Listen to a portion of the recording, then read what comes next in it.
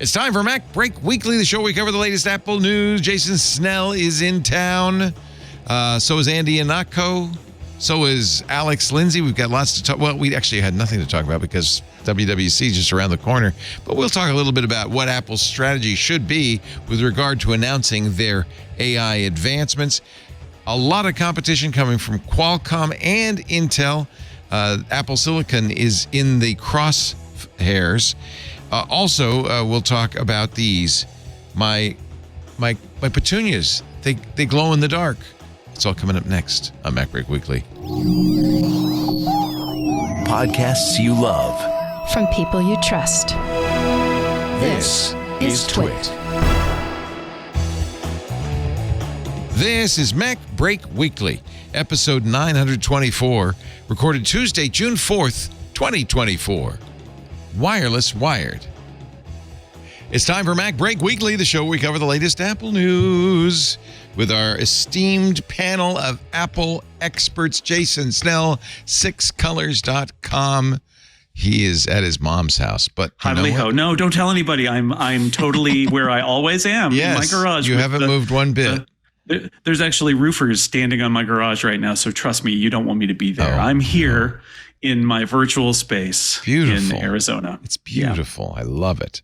Great to have you. Sixcolors.com. From WGBH in Boston, Andy Anatko in the library. Hi, library man. Actually, I'm actually on vacation. I'm here in wonderful Dover, Delaware. I just made this green screen backdrop so that you wouldn't be jealous of me. Did you go down for the crab? One of the other. Yeah. You know what? I was reading about Caesar Rodney's ride to be the signer of the Declaration of Independence, and I said, you know what? I want to visit his birthplace. I want to hold up that state quarter and see if it matches up with what I see in the relay. Caesar Rodney, one of the signers of the Declaration of Independence, you don't hear a lot about. Not the John Hancocks or you should. Big deal. Actually, that was one. If there's such a thing as a state quarter with a good story behind it, they chose that. Okay, dude in colonial attire racing out of hell on horseback. It's because he actually was not present for the signing and had to race all the way back to Philadelphia. He wrote his little E pluribus unum. That's what he called it. Yes, exactly. Doesn't look like he's holding the reins, but that's a stickler. That's a stickler point. He just is. He had a style. He had a panache. He's holding his hands in the position. Yeah, without actually having access to the reins. Here's something I didn't know. The first state. It doesn't sound quite right. A first state compared to what? That's why they first to ratify. Name Delaware. First to ratify. First to ratify. Everybody. Yeah. Okay. I'm not knocking it. But I do think philosophically, if there's only one state, is it a United States? At that point, I mean, there's just the one. Just the state. The United States of America. You need two to make a United States. That's a good point. Exactly. It's an excellent point. Also with us, you heard his dulcet tones. It was so nice to have you on Ask the Tech Guys on Sunday. Alex Lindsay. That was a good great. Time. Man, I should I should cede my chair to you. You know the stuff. Alex, I had a great time doing it, so anytime, just let me know. Answers more questions than any human alive on officehours.global. You told us what it was 58,000? What was over it? 55,000. We did the math. We don't know exactly how many. We haven't been tracking it that tightly, but we did the math across the show. And since COVID started, about over 55,000 questions. You need golden arches in a sign that says 55,000 questions answered. It would be really, it'd really be, that's something to be proud of. We did the math for my 20 years of doing the radio show, and it was one quarter that. So good on you. All right, there's one question everybody's asking today. What the hell are you going to talk about? Apple's WWDC is Monday. Somehow we find a way, don't we? We find a way. Yeah. It always starts this way. Yeah, then it's 3 o'clock. 3 hours later. We have to stop. What? I think the problem is we peak too early about speculation, rumors, what we want to see. And we basically, even now, we're sort of tired of talking about it. Well, one rumor that came out, Mark Gurman on Sunday publishes his Power On newsletter. He said there won't be any hardware at all. Right. At all. A lot of people were hoping for an Apple TV hardware update, but nope. Looks like or Pros or Studios or anything. All of those are pretty long in the tooth. Yeah. Yeah. So Gurman has said that they're just not going to do the M3 for those. So it's going to be next year before the studios and the pros get updated at all. And they did this unusual iPad event right before WWDC. And yeah, I mean, Apple's always felt that hardware was not essential for WWDC, but if they had something, they could use the stage to launch it. And this time they decided non-essential. And sometimes it's just not ready either. There was one WWDC where there was all of this subtle Apple TV graphics all over it. Everything was in the Apple TV shape, but no one talked about the Apple TV. And all I could think of walking around was, I bet you that there was an Apple TV announcement. that didn't happen. Just didn't make it. Yeah. Is it necessary? You could almost say the Apple TV is done. Although the second and third generation Apple TVs, Netflix just announced, Netflix will no longer work on them. Man, that's back when there were literally no apps and there was just like a menu protocol. Okay. It's pretty. They're obsolete products. So yeah. It's amazing it works. So forget about it. They're good for screensavers. Bad news for people who are still using their Apple TV through composite video. Oh, are they really that old? Nothing gold can stay. So okay, I'm guessing. So those are really if you're still using that, you might want to get one of the newer Apple TVs. I think the 4K is pretty much done. What would we add besides a faster processor? It has the A15 in it, I think, the latest one. So I think the current Apple TV, even though they're not using, this is what Apple does, is there's a bunch of stuff in there that they're not using, but the current TV theoretically is capable of 4K 120. So they could go to high frame rate if they wanted to. It supports the protocol. Yeah. And the processor is powerful enough to do it. And all the TVs that you buy now are 120. So if Apple wanted to do anything that was moving down that path, they could do it with the current version. I think it's just the newest version that will do that. Yeah. I wish I could find it. I can't. Somebody's recommending we show the John Hodgman WWDC video. Is it somewhere? Is it on YouTube? Is it anywhere? Yeah, I've got I pasted it in there. Did you? Yeah. Well, did you paste it in? Did you? It says for giggles. Hang on, I got it. Give me. Did you paste it? Did you really? Unfortunately, we are. There we go. See, so, if you looked for it, I could. It was always actually there. Did find it. Actually, I could show this. Why not? We don't need YouTube. Do it. All right. This is. Then there's actually a tie-in to today's news. This is John Hodgman. This was before. Is this the one though? No, I don't think this is it. I was thinking the one where he pretended he was Steve Jobs. Is this it? No, this is the Apple Silicon announcement where the PC this is more recent from 3 years ago. Yeah. There's one where he actually opened WWDC, right? Or maybe not. Maybe I'm wrong. All right, well, we'll play this one. I think this was this one. This is for the Apple Silicon launch. Everybody's favorite PC, John Hodgman.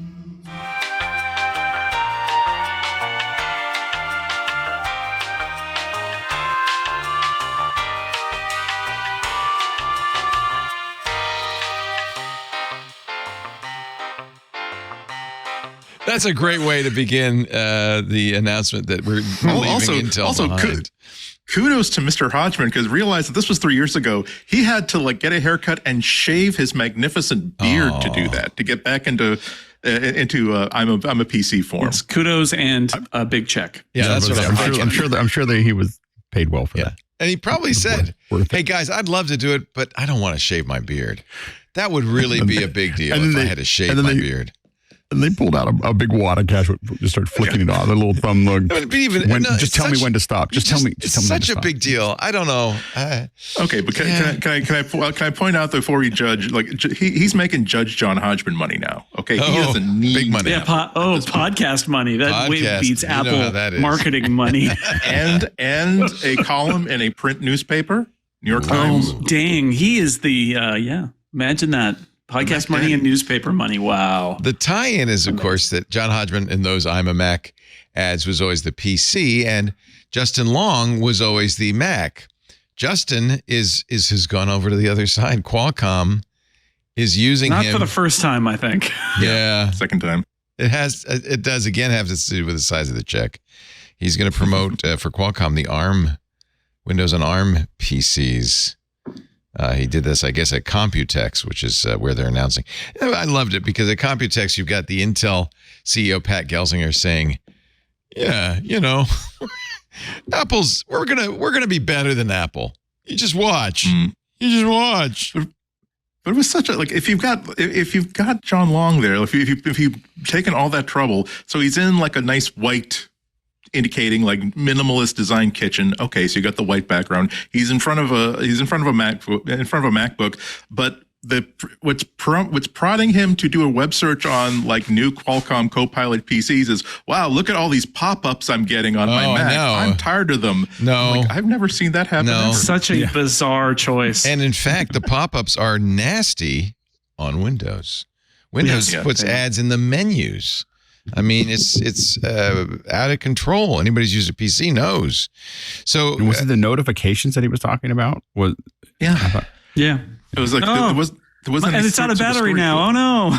You could turn it off. Caution: my predator low, notifications 1% all come at 9:59 p.m. and then they stop again at 10. Like you can't turn them all the way off, but you can say, give me no notifications until 1 minute. 9. Sleep, yeah, 1 minute. And if my computer happens to be open, a whole bunch of them go down the side. I kind of feel like my computer's like, oh my gosh, I got to tell you all these things that happened today. And there's like this long list of things come down, but that's the only time I see them. Yeah. I actually am getting, this really doesn't fit the show because it's me and my personal support. But for some reason, my MacBook Air has started to pop up. You need to update your recovery. Your recovery, not partition, but your recovery person is update. I keep doing it. Okay, that's happened, but I've seen this before where the notification keeps coming, and even if you do everything it says, it doesn't stop it. It's very annoying. I can barely use the. I did disk utility to see if there's a disk permissions error. It can't write or something. I don't know what to do now. I looked. What is it telling you? It's you can set a recovery person for like if you forget your password. So Lisa is my recovery person. But it says it keeps giving me this thing. You got to update it. You got to update it. You got to update it. And I keep updating it. I deleted one and I put it back. It keeps doing it. It's very annoying. Every once in a while, Mac OS gets in this loop thing with various. There's like I think it's like there's something missing at iCloud somewhere. Yeah. And some weird iCloud thing that. Should I just rebuild the machine? Should I just erase it and start over? I think you should. Have you tried removing her as your recovery contact first? Because that could just do a reset, right? Yeah, maybe she was in there. I removed one of them. I'll try removing the other one too. I guess I don't need a recovery contact. I'm not going to die. I'm not going to forget my password. Nope. Never. So it's ironic. I am, in fact, getting a lot of pop-up notifications, but that's not typical. And you do totally control it.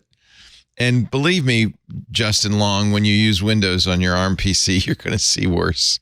You're going to see worse. Marketing is less exciting when it's weak hot up. We may have this actually with Apple and AI stuff next week, but it's that same thing of like, hooray, we've caught the competition sort of almost close, maybe a little ahead, a little behind. So instead, you've got to have that narrative that's just like, oh, haha, now I can use Windows and it's better than the Mac and all these things. And it's that, it's also that classic thing, like when they accuse you of doing it, it's because they do it.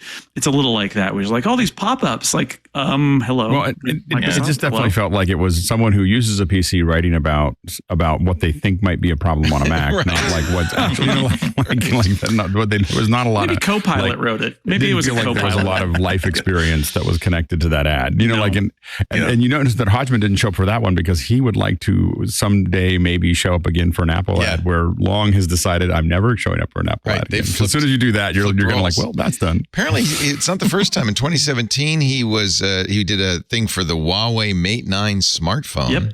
Yep.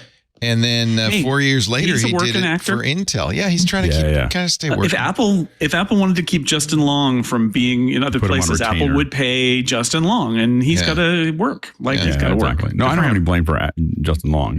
He doesn't have the script John is weird. Hodgman money. That's the difference. He needs a podcast. Yeah. Exactly. Does he have a podcast? Maybe he has a podcast. Maybe if he only had a podcast. Not everybody has a podcast. You have a podcast. Everybody in Hollywood has a podcast now. Everybody has a podcast. Part of the problem. So there's a little bit of congestion. Get back to work. Stop podcasting. Stop podcasting. Do a movie, for crying out loud. Mm-hmm. Leave podcasts to the pros. All right. So WWDC is going to be all AI all the time. You think it is going to be catch up, or you think Apple? Here's we should do our predictions. My prediction is they're going to come on stage and say AI just wasn't ready, and they're going to show Google's AI overview telling you to eat rocks, and they're going to show Chat GPT hallucinating some weird fact, and then they're going to say it just wasn't ready until now. I don't think they're going to show those examples, but I do think they will allude to it, because I think what they're going to try to do is their narrative is say, look, there are things that it's time for, and there are things that are not ready yet. And we are always careful and responsible with what they do. And there's truth in that. I think that there's truth in Apple trying to find the solution to the problem instead of a solution in search of a problem. I think that's one of the things Apple's always done really well. So I think they're going to allude to those problems, and it's a way to try to shield them a little bit. But the fact is, they've also been really reluctant to roll out a lot of things. They've been working on AI. They hired, I looked it up today, they hired John Gianandrea from Google, who was the head of their AI, to be the head of Apple's AI 5.5 years ago. And I'm sure I saw somebody say this last week on the internet. They're working on it. I'm like, he's had 5 years to ship things, and Siri is still generally considered somewhere between not very good and terrible. And I think it's a level of hesitancy within Apple to take that step forward. And the great thing about the pressure cooker of all these AI things happening in the last year is that I think it finally made Apple, somebody senior at Apple, maybe even Tim Cook, say, you just got to do it. Don't stop hesitating. You got to do it. Yeah, it's possibly, I wouldn't say a dangerous moment exactly, but it's a moment where a year from now, iPhones could be the phones that don't have the cool features that everybody wants. Mac OS is the one that makes you work a lot harder because it doesn't do things automatically for you, that your partner who uses Windows Machine can get things done like super, super quickly, and causes people to ask, why am I still using this iPhone? It feels so old and outdated. I wish it could do as much as an Android phone could do. You want to get ahead of that story. And I agree that Apple has a good line of defense if they even choose to go that way, about saying, even Google said, to be fair, 3 or 4 years ago, well, we're going to go into AI like responsibly, slowly, carefully, cautiously. But as soon as OpenAI dropped the Chat GPT bomb, it was suddenly, we don't care about shipping changing Google search so that it's recommending kind of stupid things to us. So Apple will probably say the exact same things, whether we can believe it or not. Turns out what happens in the next year. Well, the good news is that Microsoft just handed them a big gift by saying, hey, by releasing a recall, this horrible feature for Windows that screenshots everything you do every 5 seconds. And promised everybody, oh no, hackers cannot get access to all this information. Guess what? Researchers found that not only what was the quote from one of them saying, this is the most profoundly stupid weak security I've ever seen in my life. So they can say that here are some practical, hands-on, useful features that people are going to enjoy. Probably starting with here's a demo of Shlomo that does things that are way, way better than Shlomo, and we will see new features arrive prominently. Fortunately, they don't have to compete at the same level as everybody else. It's okay if they get there eventually, so long as they get there, and so long as a year from now they don't appear to have the inferior product. Right, and that, to get to Leo's point, I think that's the key, is they need to pivot from, hey, everybody's talking about these things that are kind of impractical and tell you to put glue on pizza, to how does it actually improve your life? And here are a bunch of things we did that totally improve how you use your iPhone or your Mac, and this is why you want this. Not because there's some theoretical thing that's never going to be sentient and tells you stupid things like eating rocks. Forget about that. And again, I think they're going to only allude to it, but like, that's how they succeed or fail, is, do they have features that make people say, oh yeah, that's great, that solves a problem I have, or do they not? And because the danger is that in a year, is your Android phone or your Windows PC incredibly capable and Apple is still stuck in the mud. That's the danger. Yeah, and they can't go too hard. They can also make themselves look stupid by pretending that there are no useful AI features out there, at which point every person who writes about Windows and Android and everything else, and most of the honest people who write about Mac will say, Yeah, actually, I was able to get an app. It didn't write. Copilot didn't write the app for me. Gemini didn't write the app for me, but I got this script done in about 3 or 4 hours that would have taken me 2 or 3 weeks. And also, I was able to simply drag a 500-page PDF of something I needed to research, ask it some basic questions about what was in it, where I could find certain things, and I was able to get my work done so much faster. Sure. Although to be fair, there's not a huge moat there, only in the sense that a lot of those features are on Apple's devices too, from third parties, but they do need to not, the places where the OS vendor matters need to be buttoned up tight, or it's going to be trouble. Yeah. Right? And I think Apple's got a lot of time. I think that the average Apple user probably would take years to change direction for what they're doing. But I think that I use ChatGPT or some version of that all the time. I use the desktop version, I use the phone version, I use the web version, and I don't really feel like I'm missing anything right now. The first time I felt like I was missing something was talking to someone in Excel, and they're talking about building spreadsheets with Copilot, and I was like, okay, I really like numbers to do that. And I think that was the first time I had this twinge of, I have something. They have something that I don't have. And so I think that'll be, like how the Office, how Pages, Numbers, Keynote interact with this, I think is going to be kind of interesting to see what they do there. I do think that Apple's narrative is going to be, hey, there's a bunch of things we're going to let you do on your device that you don't have to go out to the web. There's all kinds of security and privacy issues with going out to the web. And so we're going to let you do that. But the big thing I think that Apple has that they own they own the hardware and the operating system and software, and being able to do a lot of the work without having to go out to external servers for a whole variety of reasons is where Apple, I think, can distinguish themselves from the stuff that's already there. That, and again, their apps, interrogating all of their mail in the Mail app, being able to create things in Pages or Numbers. I think those are things that'll be important. I think but over time, and again, I think that I think what will be interesting is to see what kind of tools they may provide in that private engine for developers, given it's WWDC. Like, hey, we're going to give you a bunch of hooks that let you take full advantage of the machine, the ML stuff that we have built in, so that you can do some of this stuff on-prem. So, being able to figure out how to do it on device and being able to give developers tools to do that really effectively on device, and acceleration, like being able to do, whether it's Whisper AI or, that kind of thing. And we're going to give you a bunch of stuff that turbocharges what Whisper AI needs, for instance, to do what it does. So it's not taking 15 minutes, it's taking 30 seconds, or, those kinds of things I think would be really interesting. It makes your app better. And that would be a great developer, because it is a developer conference.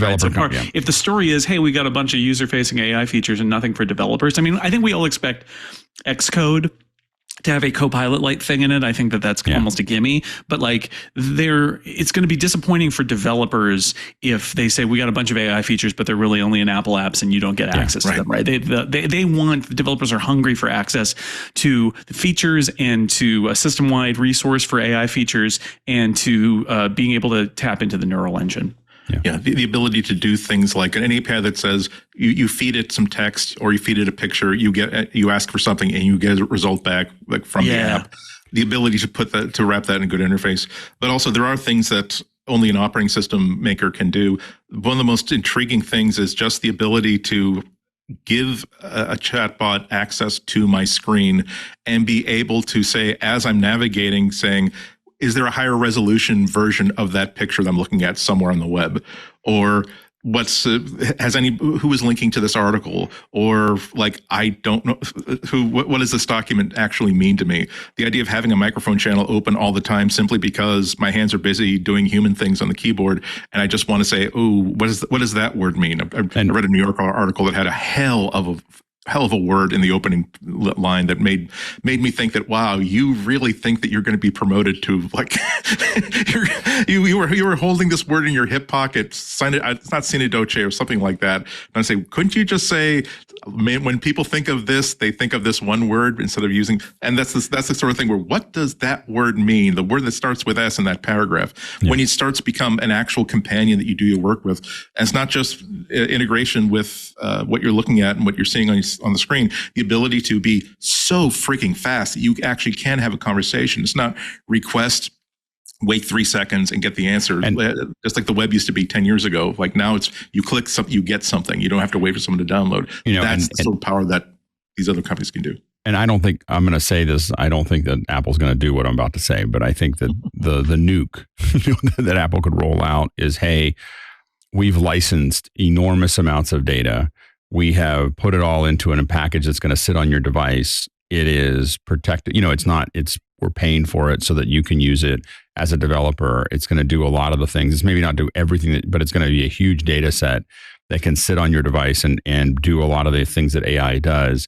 And we're going to make that available to developers, so you don't have to figure out how to do that. All you have to do is just ask for, throw the stuff into it. That would be a massive, like basically taking the stability AI kind of, that process, making it a bit bigger, and then sticking it on devices would be something that, and then making it available to developers so they don't have to think about it, would be a huge bump from where everybody else is. Yeah. But I don't. That's a pretty long shot, but I think it would be something that someone like Apple could do. Well, there's so many hot potatoes with this too. Like even if they did do something as good as that, where we have actually already trained this AI from a number of sources. All you have to do is ask it a question; it will answer back. That will provoke a lot of people to say, "Yeah, okay, where did you license this from? Did you license it from Reddit? Because I wrote a whole bunch of history posts that I don't want to be feeding into your AI product without me being paid for it." There's so many hot potatoes that maybe Apple is wise to go slow and low and just wait for legal stuff to sort of work itself out and wait for people to get used to the temperature of this new environment before they decide to volunteer to have the next piano crushed by a 40-ton press incident in their portfolio. Yeah. It'll be really interesting to see how they balance their normal conservatism and hesitancy and being careful. I do think there are approaches, right? Like, I mean, honestly, a lot of the chatbot stuff that hits people is because it's over relying on the chatbot, and that like a chatbot that is capable of looking up things from specific vetted data sources and then summarizing it is much less likely to hallucinate than something that has just been trained on the internet and then just makes things up. I do think the neural engine is a thing that is going to be an interesting advantage, because Apple's been shipping that for a long time. Right. And I do wonder for app developers, if you end up in a situation where, right, you're using processing time and power and heat from the users, from all those iPhones that are out there, from all those Macs that are out there running Apple Silicon, instead of it being necessarily in a data center. And that's interesting. It might also lead to developers having different approaches to their apps because of the ability to do something like, I was listening to Marco Arment talk about Overcast, his podcast app. And like Apple has big servers that are basically transcribing every single podcast for Apple Podcasts. And Marco is a single guy doing this. He can't do it. Right. So I had this thought, which is like, well, wow, if there's a transcription engine that uses Whisper or something like it that's on device, could somebody like Marco basically have a system where it looks to see on the server if there's a transcript? If there isn't a transcript, it's the first time this podcast episode has been seen, it transcribes it and then sends it back to the server. So everybody else who listens to that episode already has a transcript and doesn't have to transcribe it. And you've basically crowdsourced your AI-driven transcription model. Mm-hmm. Like, I'm not saying he will do that, but like, that's really interesting where you can use this. Your AI powerhouse is all the iPhones that your app is running on, instead of it being something that you can't afford because it's an enormous cloud service thing that and your business model doesn't connect to it. That's really interesting, like potentially for developers. Yeah, I mean, Apple's conservatism is kind of a hindrance to what they need to do in the next year or two. Yeah. They may not have time to say, well, we're going to think things out. We're going to wait to see what the market wants. It's like sometimes you have to show something that the market has never seen before and get them super excited about what you're doing. Well, and theoretically, they got a kick in the pants last year, right? And theoretically, they are not complacent, but we don't know until we see it, right? Well, and I think that they solve some of the issues and especially take advantage of what they can do on the device. And then the thing that saves them is that they're not only a software company, and a lot of us are already doing a ton of AI stuff on their hardware without Apple doing anything. So we don't need them. They don't need to reproduce what ChatGPT is doing or what any of these solutions need to do. They simply need to look at what makes them different. What can they take advantage of in a vertical stack that no one else can do, and really make that happen, and then make sure that these other things are accessible. Because again, I think that there's a lot of people like me that are pretty happy with the AI solutions that we have on our devices at the moment. And again, I think that if Apple starts to show some stuff potentially with some of their Office products and so on and so forth, that's going to be, to make those things easier, that could go a long way as well. Yeah. And there's also, what we haven't talked about yet is that there's a big opportunity for Apple here because AI features are not great for running on older hardware. It's like you really need the neural engine. You really need extra RAM. And people who are still like lagging behind with a 3-year-old, 4-year-old, 5-year-old, I've seen people with much older iPhones than that. They're just even if they can't run the latest operating system. When it becomes now, for the first time in a long time, there is a divide. The wall has come down. You're either on the side of the wall that can use Apple's really wonderful iPhone AI features, or you are not on that side of the wall. And people will want to say, "Hey, let's find $600 to $1,000 and get on the other side of that wall because it looks like those people are having a good time." So, I mean, and also it's possible Apple will just say, look, you can make really good memojis with AI. I mean, they might. Oh, God, please. They know the knives are out. They know the knives are out. They have to, you really agree, they have to do something, right? It's mixed because their mistake would be to say, we're going to jump in with everybody else and just do this dumb stuff, right? Like their advantage is they can be a little more careful because they're Apple if they've got the material, right?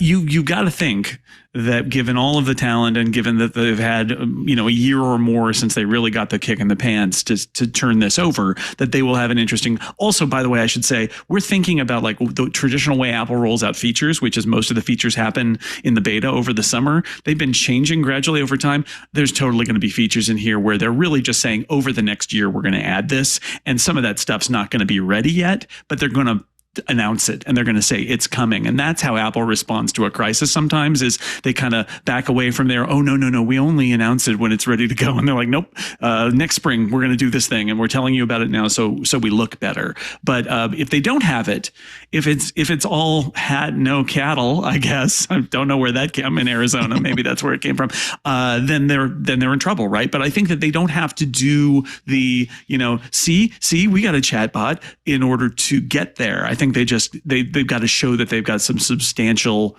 introductions to things that are going to be throughout the operating system. All of this presumes that AI will in fact be something useful, and it won't just turn out to be a flash in the pan, another Bitcoin or VR. It will be useful for specific tasks. The problem is that there's a lot of runaway AI hype, and that's what I hope Apple doesn't buy into, because again, just saying we have this amazing thing, well, what do you do with it? Well, kind of nothing, but maybe someday. That's not what Apple needs to focus on. They need to focus on appreciable features. Matter to customers. You're going to upgrade to the new iPhone if it has all these amazing AI powered features that help you. Just saying, AI whatever is not going to motivate somebody. Hard not to look, if you do that though, not to look like you're just playing catch up, because Google's got all those photo editing AI features. Microsoft's they have to play catch up. Well, yeah, but I mean, you want to say we're doing something catch up, new and better, don't you? Sure. And Photos, I think Photos is a great place that Apple could be adding a lot of AI features of, the kind of thing that we see in Photoshop. 100%. Where we go, like, take this person out, do this thing over here, add this thing over there. That's especially for the kids these days. You've been able to do that in Photomator on iOS and on macOS for years now. And as somebody who has written a book about the Photos app, let me tell you, it's clearly, and it's not a technical issue. Clearly, philosophically, there are people inside Apple who are like, oh no, we can't retouch a photo because that would be wrong.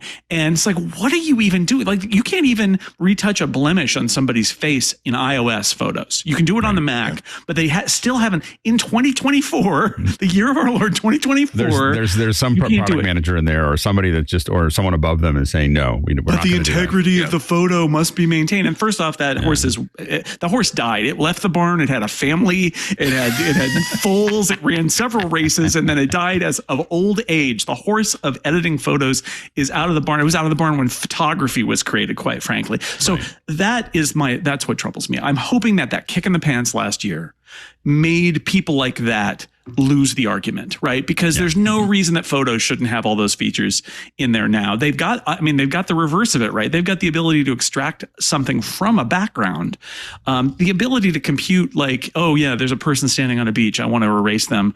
It's been done years ago. That's a case where I don't think it's just that they're behind. I think it's just that they're philosophically opposed to it. And that's the kind of thing that just, I think maybe the culture change has made those arguments be lost inside Apple now, which is good. 100%. And this is what I'm on about Apple can't be the company that doesn't have the feature that everybody that it can't turn the iPhone into the less than model. Absolutely. I can't tell you over the past 3 or 4 years the number of times where I've blown the minds of an iPhone user by simply casually like tapping on a figure in a photo and sliding it over.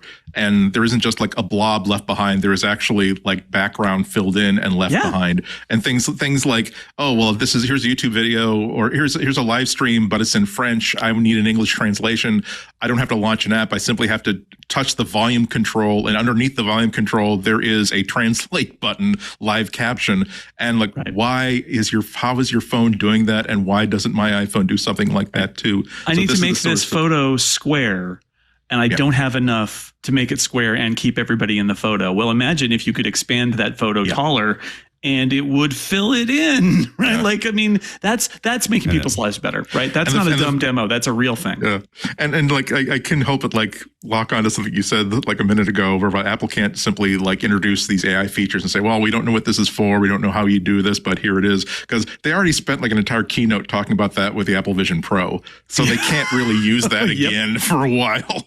There aren't a whole lot of rumors about like, we're going to see new Apple Vision Pro hardware. We're going to see great new Apple Vision Pro demos and APIs. I mean, maybe we'll see them in like developer talks, but this is probably not something that if they're going to do a tight 43 minutes, they're probably going to hope us we don't remember that. And I think that they could literally just show a bunch of upgrades to photos, and if it was impressive enough, and everyone would go, okay, they got it. But that's not the only thing they could do, but that would be a huge jump forward. And again, I think that simple things that Apple can do that are useful every day, which is, I was emailing Jason and Andy in 2016 about this. Just show me what those where are those emails, and having them pop up.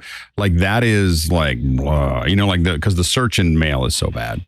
So being able to have just like, hey, we fixed this, and little things like that save people time every day, or just being able to say, like a slightly more complicated, like I want to, create a calendar event. I want to invite this person. Go ahead and send them an invite for 10 o'clock on Wednesday, and be able to just say it in natural language and have it just occur. Or, I'd like to have those kinds of things. I think it doesn't have to be, they don't have to boil the ocean to make this work.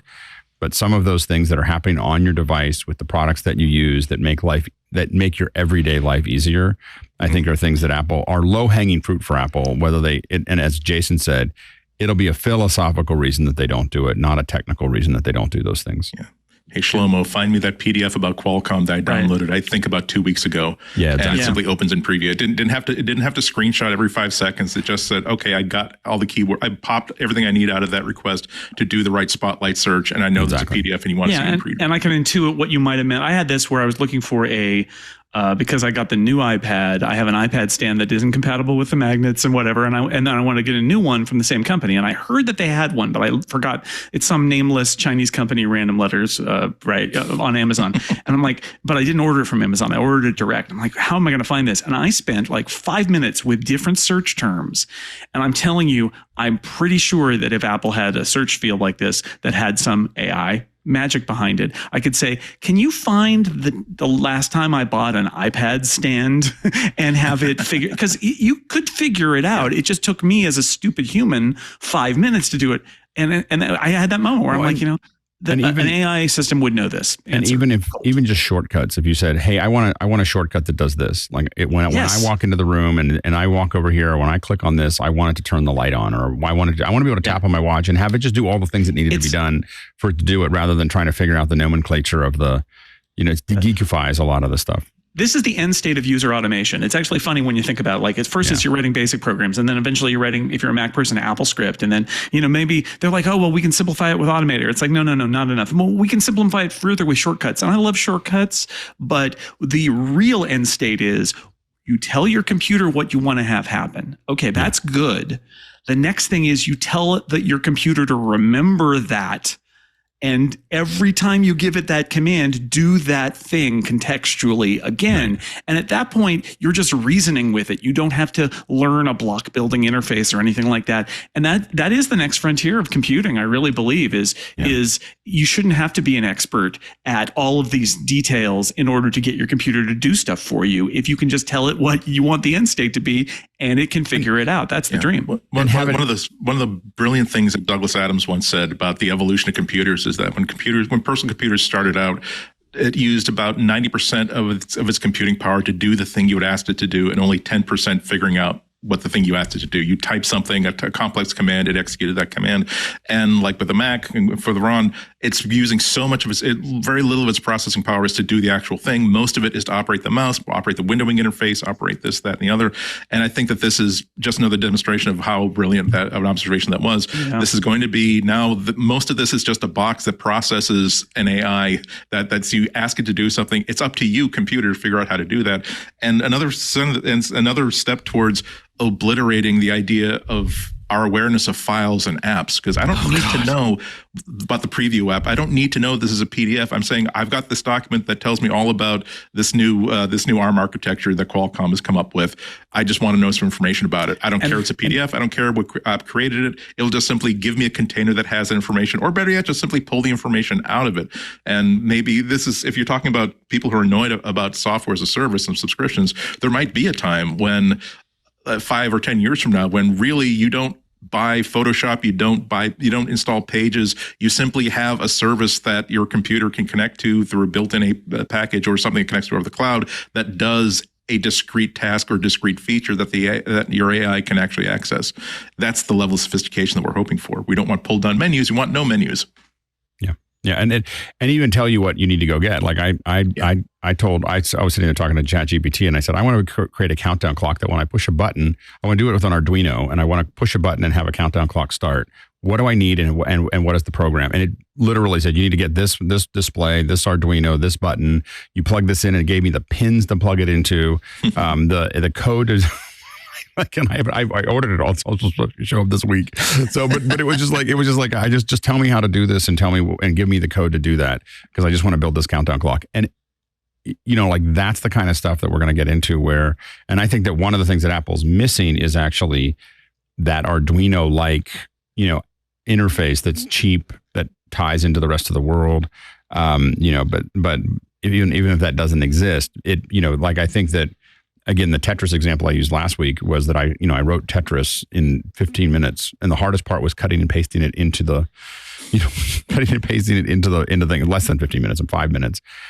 I asked it to do it in Swift, and it wrote it in Swift, and then gave me the instructions on how to put it into Xcode. And obviously, what we do expect, as Jason said, we expect that to be in Xcode now. Like I'm going to open up Xcode and just go. This is the specification for Tetris. Write me a Tetris app, and it's just going to write one. Well, the OS vendor has that power, right? With that's the really extra thing, is saying, well, I can look at all your apps, and I can look at all of here you've got the development over here. You don't have to open the app that does this and then open the app that does that, and it can integrate it all. And to Andy's point earlier too, when he was talking about that example of forgetting about files, I thought it was interesting because he said, find this PDF, and I thought, one of the things I want to do is forget about where the files are in a broader sense, not just what folder it's in, but is it in an email attachment in my email account, or is it saved to my cloud storage, or is it on one of my devices in my constellation of Apple devices in Apple's ecosystem, or is it in a bookmark, or at the system level, the system should be able to, and this is where Apple's ecosystem really could be powerful, is if Apple can say, oh, I know where all your files are, right? And I know where all your emails are, and it's just me, your computer, and I can find it for you. And then as a user, you're like, great. I had this moment back when I switched to Gmail, where I used to use Eudora and I used to file all my mail and I used to set up filters to file all my mail in the right places. And I started using Gmail and I realized, I never need to do anything but have an inbox and an archive because I can just find it. I don't need to file it. I can just find it. And that was a transformative moment for my email life, to not have to file emails. And this is what we're saying for some of this AI stuff, is the potential as an OS vendor, if you're Apple or Microsoft or Google, is saying we can abstract this, not in a way that's like, oh, you can't see where your files are, but like, you don't need to care because we know where your stuff is and we'll tell you. And when you abstract that even further, it's not even, you don't need to see the file. You just need to see the information. I just need the content. I just had this thing. I just need to know, or what it says, what is in the content, right? I don't even need to open the PDF. I need you to tell me what's in the PDF. Yeah. Or Andy recommended this to me in an email in 2016 or somewhere in that very, just order it on Amazon for me. Yeah. Thank you. It's like, I remember that thing or whatever. Or just, again, the photos, like we spend so much time doing automation. Grab all the photos of my daughter or of my son or of my family, and lay them all out into a collage that I want to do, and then lay them all out so that I can assemble them the way I want them. Or scale them all, or make them all square, or make them all rectangular. And if they're not rectangular, add the details, add to the image. But those are the kind of things that I think that we are going to get to. Someone's going to be doing that in the next year and a half. And hopefully for Apple users, Apple's doing some of those things, that are built into the OS. I mean, you reminded me of one of the AI features that I've been desperate for a long, long time, because I've said before that my favorite game on my phone is the photo editor, because that's where I have the most fun. And an AI could observe the edits that I tend to make to most photos and learn what my house style is. Do you like it a little bit more saturated? You tend to always add sharpening at the very end. You usually like to boost the highlights and take the blacks down a bit, but you leave the shadows alone, that sort of stuff. And eventually instead of having a generic enhance button that is based on whatever Google or Apple thinks the right enhancement is, it's basically, maybe there's a little star next to it that says, oh, this is your custom AI enhance, where it will basically do what we think you tend to do to all photos, at least as a starting point. And I don't know why it doesn't do that. It's something that seems like it could learn, and it would transform the experience of enjoying photos on the device. Well, we will be finding out coming this Monday, 10 a.m. Pacific. It's not too far away. That's 1 p.m. Eastern, 1800 UTC. Micah Sargent and I will anchor our live stream as we watch together. And Jason, you got an invitation, so you're going to be there. You're going to be. Yeah, I'll be inside the belly of the beast, watching a video with the rest of you. But I'll be doing it from Apple Park. Do you know yet if Tuesday you'll be there to look at stuff? I guess there's no hardware, maybe not. I think there are some PR things that are happening on Tuesday morning. Okay. So in terms of this show, I think what I've told all the producers is if I get some moments while you're on, while I'm not being taken to a secret lair underneath Apple Park or something, I'll try to chime in from Apple Park during the show. But I'll probably just be like a cameo. But do a cameo. You could do it from your phone if you want. Yeah. Hey, it's me. I'm standing outside Apple Park and reporting live. Cool. That'd be great. I'd love to get your impressions live next week. Sun Snell here. Yeah. I should be able to. I mean, this show's on for what, like 8 hours? I'll find a way to get in there at some point. Yes, it's like a telethon. They're going to give you a lunch break. Exactly. Yeah, and Jason, I love the way that you put it. Like Apple takes you away. That made me fear for you momentarily, because they did design everything from top to bottom in Apple Park under the explicit guidelines of Steve Jobs. I'm not saying there is a torture cell for misbehaving journalists. I'm saying that maybe there's like a room that could be converted into one. I don't think you have to worry until they put the hood over drain your in the head. floor. Yeah, but the wood is lovely. The wood is custom built in Europe and lovely. Steve picked it. Yes, there's a granite carved out. Yeah, it's great. The chamfer angle on those manacles that are tying to the wall. It is hard to bind aluminium to the right alloy of steel, but we developed a new metallurgical. Johnny, I've designed this. He made it for me. You wouldn't see this kind of design from Google. I have to give them credit for that. It's biting into my wrist, but not so much as there's a short there somewhere of high design torture. It is. I will say, it is the part that gets me is always, and anybody can do this, by the way. If you go to the Apple Park Visitor Center, which they built they know that people are going to be fans and they're going to go to make a pilgrimage, and so they built an entire building with an Apple store and a cafe in it and a viewing area across the street behind the big wall, so nobody can actually get into Apple Park. But if you park there, they may instruct you to go down into their parking facility, and I love it because I don't know how many levels it goes down, but it feels like it goes to the center of the earth, and I like that because it's like you're entering a supervillain lair through the parking structure. It's pretty great. Nice. All right. We will cover it Monday, and then, of course, a big MacBreak Weekly a week from today. With or without Jason Snell. Snell on the scene, Dustin says. Yes. Reporting live. Snell on the scene. Our show today brought to you by something we just installed over on our engineering room, and it's pretty cool. In fact, it's so easy to do. I got Micah Sargent. All he took was a Phillips screwdriver, and he could install the Eufy Video Smart Lock E330. Look, he's popping it right in. That's all you do. You screw it in like that. But boy, the features you get when you install it are amazing. In a way, it combines the features of a video doorbell with a automated lock. It's easy to install, no drilling required, a 0.3 second fingerprint recognition, very fast, 1 second unlocking, and it's a deadbolt, so it turns and unlocks. And the embedded AI self-learning chip becomes more accurate with every use. So he's setting it up, he's pairing the battery. There it is. He's set, he's ready to go, scanning the QR code. It was really, literally that simple. Now watch. When you touch it, it automatically recognizes your fingerprint and unlocks. There's a keypad there, as you can see, so you can also have a number to enter, which makes it easy to share with other people. It even has a keyhole right there behind the doorbell, so it's easy to open the lock even if the battery dies. It won't die. It's a 10,000 milliamp hour rechargeable battery. Should last about 4 months. You'll get a low battery notification, but it's nice to know you've got a hardware fallback. And look at this. If somebody rings your doorbell, they've got a camera. You can let them in even by pressing the button. So a handyman comes by or you want somebody to drop something off, it's very easy to do. Control your front door completely remotely through the Eufy Video Lock app. Passcode unlocking, remote control, 2K clear sight camera, two-way audio so you can talk to them. Enhanced night vision, yes, it works in the dark. Oh, I left out the best part. No monthly fees, no subscription. One flat rate price when you buy it, and that's it. You'll keep your Eufy Video Locks recordings locally, which is kind of good, good for privacy. You store them all locally. You never have to pay for storage. So it's more private, and there's no subscription. Plus, you'll have a worry-free experience with an 18-month warranty, all backed by Eufy's 24/7 professional customer service team. Now, some of you may say, well, what's the Eufy? I'm not familiar with them. You do know Anker, though. Anker makes all the batteries and the power stuff we use around here. I have so many Anker devices. Eufy's their home automation brand.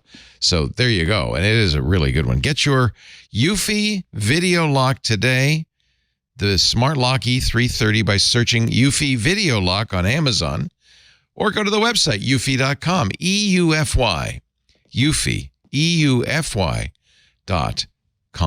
We really love this device. It does it all in one easy to install device. Eufy.com. We thank them so much for their support of MacBreak Weekly. Okay, well, AI and WWDC together, no hardware. Be very interesting to watch and see what happens. And that's our show. Thank you very much. We'll see you next week. Good night, everybody. No, there's other stuff. Let's see. If you use HomeKit, this is kind of cool. They're rolling out controller for HomeKit with an updated 3D floor plan feature. This would make it a lot easier to plan your HomeKit installer. This is a third-party app, controller for HomeKit. Very cool. I should have made that my pick of the week, except I don't use it, so I don't know anything about it. But I like this idea. I'm looking at doing more home automation, and HomeKit seems like the best way to go. And this app seems like it would make it even better. Yeah, it uses the LiDAR scanner to build a little like cool? 3D model. Builds a 3D model. It's cute. That's one of those things that is, Apple should do stuff like that, right? Like Apple should make HomeKit should be better and do better and connect better and all those things too. But a little more whimsy would be nice. Yeah, like to have. I know that ultra wideband is eventually going to get us proximity exact position of every device around, but we don't have that right now. But we do have a LiDAR scanner on our device. Like we could walk around and make a little model of our house with all of our objects in it. That would be cool. And what really works, Polycam has this great piece of it that you can walk around and you can get the high, kind of like it's Mungie 3D, but it also does a version where it kind of simplifies everything. And so you just walk around and you see little lines going along the edges of your as it figures it all out. And I did my one whole floor in my house in about 10 minutes, just wandering around and everything else. And it basically says, it doesn't try to do your couch. It goes, oh, there's a couch here. So it just fills the couch in and there's a thing here. There's a refrigerator here. It's like a dollhouse or something. Yeah. It's like a dollhouse version of it, but it's nice because that means that you can show it to people or you can look at it and you don't feel like you have to clean up. If a Roomba can do it, your iPhone should be able to do it. And it's so convenient. And then being able to bring it into something like this. And what I'd love to do is once it starts to figure this stuff out, it could even now know where all your objects are, and it would show you in 3D of like, this is where your keys are. Like you don't have to do that stupid thing where you're wandering around trying to figure out how to stay in, because it should know that now. Like, it's just not doing that, and a lot of that has to do with, I think, more of Apple's privacy than what it's capable of. So, but I think that, and I still think that HomeKit is another one of those things that every WWDC you hope that Apple gives up on their partners and just starts developing things. It's just never going to work. Like in my opinion, it just never. Everyone keeps on talking about it, and I just feel like it's never going to work until Apple just builds the 5 core things that we want. The lock, the light, the light, the outlet, they just build those 5 things. Let everybody else do the other things, but that would get people using it a lot more if they did a handful of things that just worked. It's too bad that HomeKit, and it's true basically of every home automation thing. It really is just for wonks at this point, unless you turn lights on and off, a couple of smart features that are built into thermostats and things like that. But the things that this kind of system could do to appreciably take a lot of the unnecessary mental bandwidth off of your life are just untapped by anybody. I'm surprised that if many people who are Apple users even know what HomeKit is. It's so underneath the radar. And the problem is Apple is desperately trying to get other people to play along rather than just going, here's the deal. We're just going to do the first 5 or 10 things. Everyone will start using it all the time. And they'll all be buying them. There'll be another $10 billion vertical for Apple. There'll be some service that you pay $10 a year for or $10 a month for. It'll do all the things, and Apple will make a bunch of money on it. But the thing is now everybody's using it. Now you can start building other tools on top of that are doing it. But rather than waiting for partners to do core items that make your house work, I think Apple just needs to give up on them because they're never gonna do it because they always want to see, how do I make it work in 6 different platforms, and how do I do all this other stuff, and I think that Apple should just and it would plow a lot of their businesses under because I think that Apple users would very quickly, if Apple made a thermostat, they're not going to buy any more Nests or anything else. They're just going to buy Apple thermostats. And if Apple built a plug, they're not going to buy any more. I mean, they're just going to buy the Apple plugs, that's going to, but there's all these other services and all these other things that would happen if all those Apple users now had all of those things. But I think Apple trying to work with that. I don't think Apple's very good at working with partners. They're good at doing their own thing, and I think that they need to do their own thing. It feels like right now desperately want it to work. It's Google and Amazon that rule the roost, and everything works. I don't think anybody rules the roost. I mean, everything works with Alexa. I mean, they're even they partner with everybody because nobody wants to piss off Amazon, so they make sure that they work with Amazon stuff. Pretty much. I just don't know very many people that are doing that much automation. Like it just, I have a lot of friends that are geeks and they've kind of given up on most of it. They don't do very much of it because it's broken all the time, or they don't want to have Google or Amazon listening to them. Those are the other ones that are really geeky. Don't want that either. So I think you hit on the head with the first one.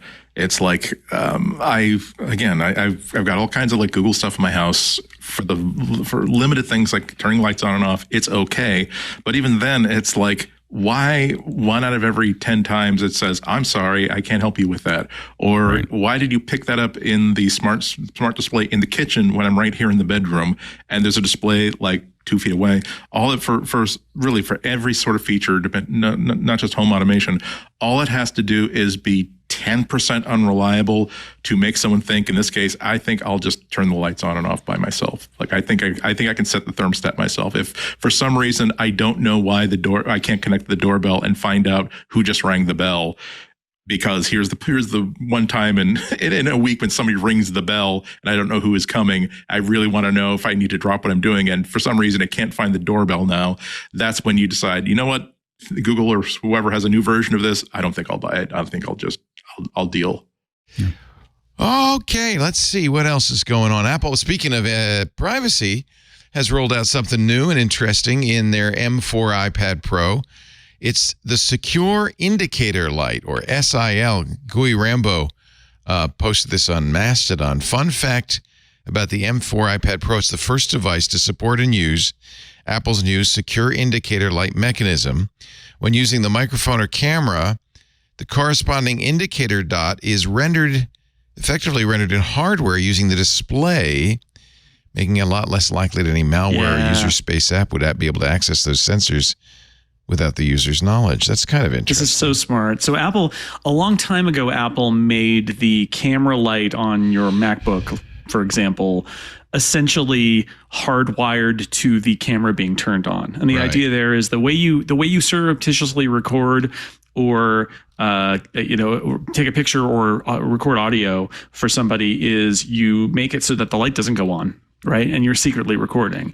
And I know people are paranoid about that, but like Apple has for years now made it that basically to turn it on, the light comes on, and that's how it has to be. But what do you do in a very compact space on a mobile device where you're probably not going to make room for a little light? You could do that, but what Apple has done in software up to now is they make a little indicator dot, but it's in software. And so what Guy Rambo is saying here is that in the M4 iPad Pro, it's not. There is something wired in that is connected to the camera and the microphone, that's connected to something about the display where the system is not drawing that dot.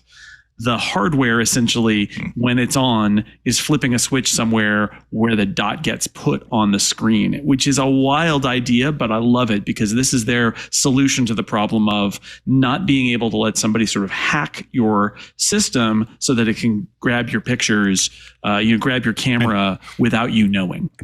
And at the same time, one of the things that Apple did a couple of weeks ago was that they gave us, as production people, one of the big complaints that we have is, hey, we're doing an event and we want to share a screen and there's a little orange dot in the corner. And we have been asking for that to be removed for 4 years. Like hey, I get why you're doing it, but don't, we got to have some way to turn it off. And there was a way to hack it, but it reduced there was a security problem with the hack that you go into a command line and do a hack. Apple finally published a way and they built it. They built it for people who need to know to do this. You can go into recovery mode. You can go into, it's not like something you can just write a little script on somebody's computer. You have to really dig into the computer and you can turn off that orange dot, and that's really towards creatives. It's literally everyone doing presentations and videos on Zoom and everything else. It's that people were like, hey, we can't use Macs. And we were getting to a point, there were some events that we were like, I can't use a Mac anymore because I don't, because of this orange dot, and so I think they finally built something. It took us, and again, in Apple's way, wouldn't tell us anything, just said, no, it's going to be an orange dot for 3 years. And I'm sure it took a while for them to write it into the code and figure out the best way to do it and everything else. And then a couple of weeks ago, they turned it on so that we can turn it off. And my apologies to Guillermo Rambo for calling him GUI. It's a graphic user interface Rambo. It's fine. I think he's mostly just known as Rambo. Guy Rambo, yeah. Guy Rambo, of course. I feel bad. I feel like they have the guys on What We Do in the Shadows who keep calling their Guillermo Gizmo. I'm sorry, Guy. That's right. I apologize. Although if you called him Gizmo, he might not mind so much. Let's take a little break. After dark. And we'll be back with more of our esteemed panel. Alex Lindsay from officehours.global, WGBH's Andy Anatko, and Jason Snell from sixcolors.com. Our show today brought to you by the email provider I've been using for a decade. I moved away from Gmail. I just realized, that if I care about my email, and I do, I shouldn't be using a free provider. I want support. I want features. I want somebody who cares more about me than they do about advertisers. And that's why I moved to Fastmail. If you care about email, you need Fastmail, an independent, employee-owned email provider. They've been doing it for 20 years, and they are the leaders. I mean, they use an open source server called Cyrus, but they give back to the open source community all the time. As a result, they become a real leader in the email world, contributing to open source software, driving the development of open standards like DKIM, DMARC, SPF, collaborating with other services to improve email, contacts, and calendars for everybody. And by the way, I want to mention, I didn't just move away from Gmail email. I moved away from Gmail calendars and contacts too. I use Fastmail in their place, and it works just as well with Apple, with iOS, with Calendar on Mac OS, with Windows, with Linux. It's CalDAV and CardDAV. It's a standard, but they do it just right. So Fastmail also has my contacts and calendars as well as my emails. It also has email for all of my personal domains. You can still have a website. You can actually have your DNS provider anywhere, or you can buy and use a domain from Fastmail. I use them as the DNS provider for most of my sites. So I have the website, but the nice thing about using it for your email is Fastmail sets it up so that your DKIM, your SPF, your DMARC work, the authentication mechanisms work. Your email is much more likely to get through because you're using Fastmail. And they have a premium inbox experience. You can use their Fastmail app on iOS or Android, the Fastmail website anywhere, or bring your own email client. It's standard IMAP, so it works with every email client. I really like their apps, though. I've been using their apps on iOS and Android for a long time instead of the built-in apps.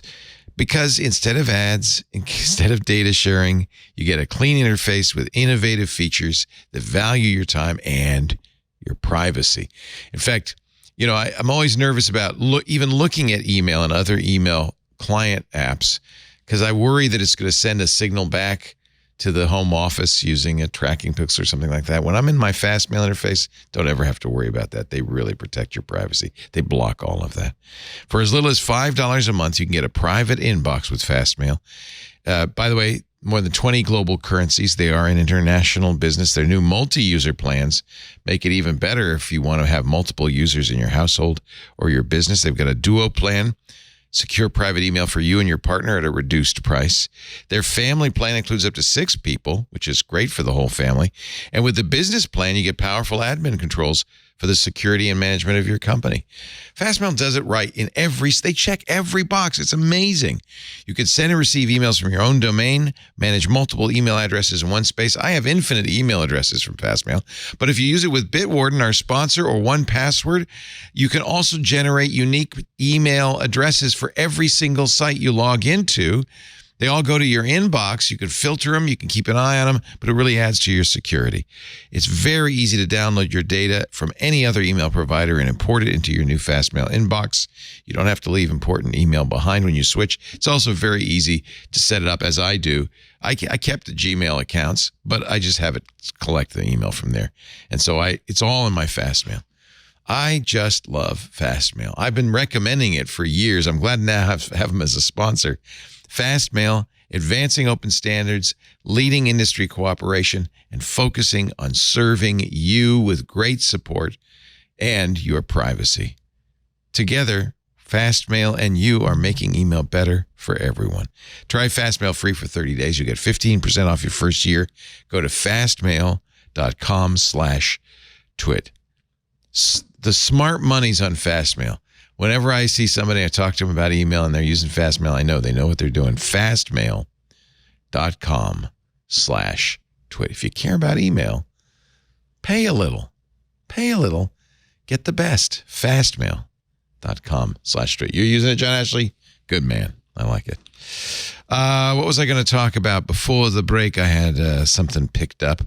Oh, apparently Apple mislabeled the GPU cores. Oh, yeah. What the heck is that? It's amazing. So in their marketing material for the new M2 iPad Air, they said there were 10 GPU cores, which is what the M2 has, except if you bin it, and then there are only 9, which is actually what's in the M2 iPad Air. And so they had to release a statement and update their website and update their reviewer's guide and all sorts of things it's very unusual. However, and I'm sure somebody will file a class action lawsuit or something, but I think what's interesting about this is they did also just make a statement that said all of their speed claims, all of their benchmark claims in their marketing are correct.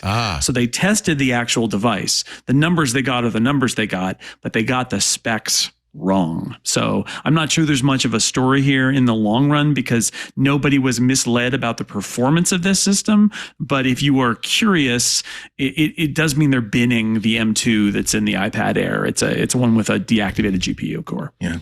What a surprise, though, that they got even just a simple technical mistake like that. Yeah. Yeah, I wonder if it was like literally somebody filled in a spreadsheet somewhere who assumed that it was an M2 spec and it wasn't. But like the fact that it got propagated all the way and nobody pointed out, like, it's a bin chip. Oops, probably won't happen again. Yes. Probably not. I bet you there's a lot of meetings. It has the feel of something that fell through the cracks in a very particular way that will never be allowed to happen again. Yeah, exactly. They discovered a very, very rare fault in a very well established process, and now they've changed the process to make Apple doesn't do that sort of stuff twice. They also changed it. They paved over it. They built a building. They have howitzers on the outside. Like that's never going to happen again. Well, I think sometimes people say about those numbers that Apple has, they're like, oh yeah, no, they cook the numbers or whatever. They're real numbers, right? They cherry pick, but they're real numbers. And I think I've said this before here, but like several of the people, that's a group called Performance Marketing Group, I think, has a bunch of people in it who used to work in the Macworld lab and the Mac user lab from back in the day. Like these are people I worked with for years.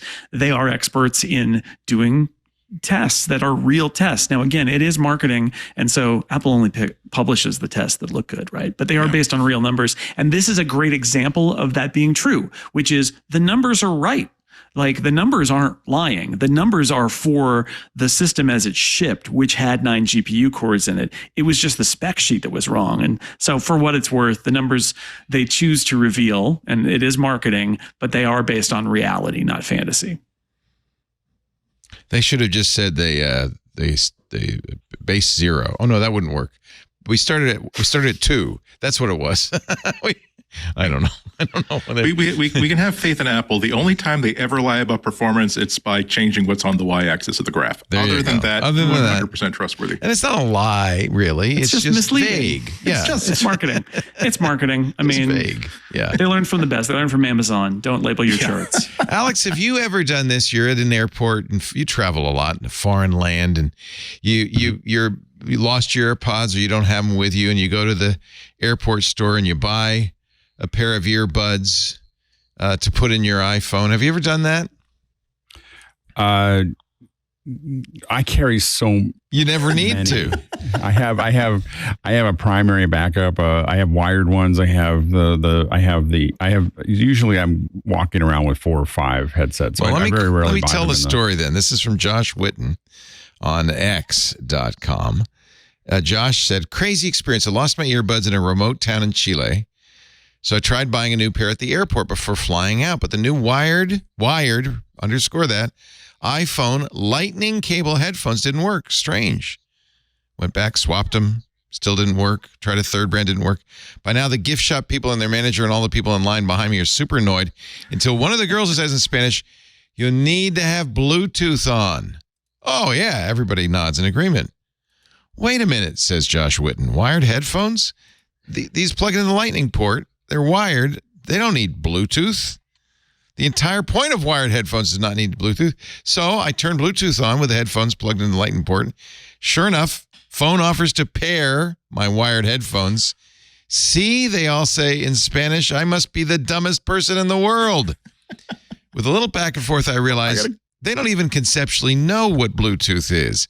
I've actually programmed for the Bluetooth stack before. I was submitting low-level bugs to Ericsson back in the early 2000s. Yet somehow, with my computer science degree, I am wrong, and they, having no idea what Bluetooth even is, are right.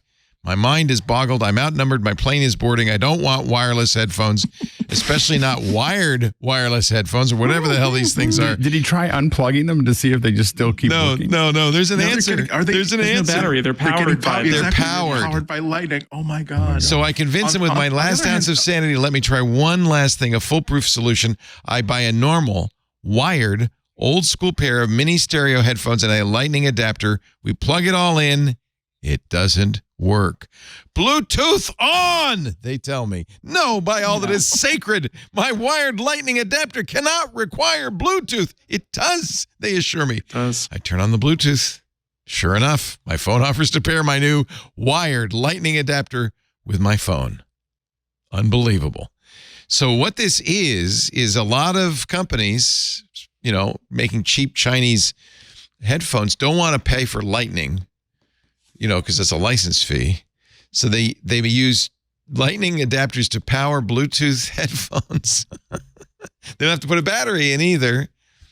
He says in these remote markets, these manufacturers have no qualms with slapping a lightning iPhone logo on the box while never mentioning Bluetooth, knowing Apple will never do anything.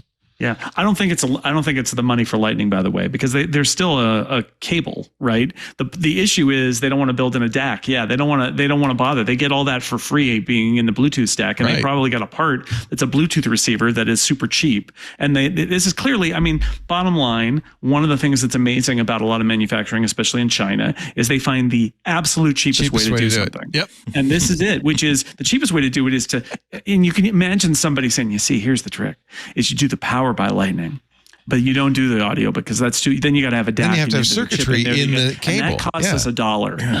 But the Bluetooth chip costs us 10 cents. Right. So we make 90 cents on that decision, and you get a bizarre product like this. I love it. I'm tapping into my inner weasel here. If I can find out what AliExpress vendor sells those for, like 100 for $8.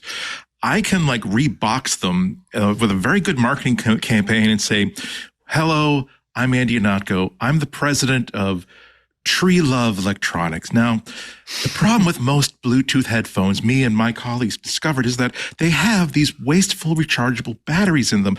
That means that it's toxic stuff that goes right back into the Mother Earth soil, and it means you have to throw them away after two years. Our innovative engineers in our labs came up with a solution.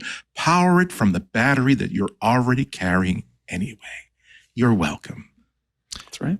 $80. The world's first wired Bluetooth headphones. And the funny thing is Josh must have turned off Bluetooth, maybe because I don't know why his Bluetooth was on, maybe for security. Maybe he does know a lot about Bluetooth and decided not to do it. But probably most people wouldn't know that you have to turn on Bluetooth. It's just on. Yeah, so most people would plug it in. Most people would plug this in and it would work. It would say I have to pair. Like, oh, okay. But other than that, we pair a lot of stuff now. Everything pairs. So you got to pair, sure.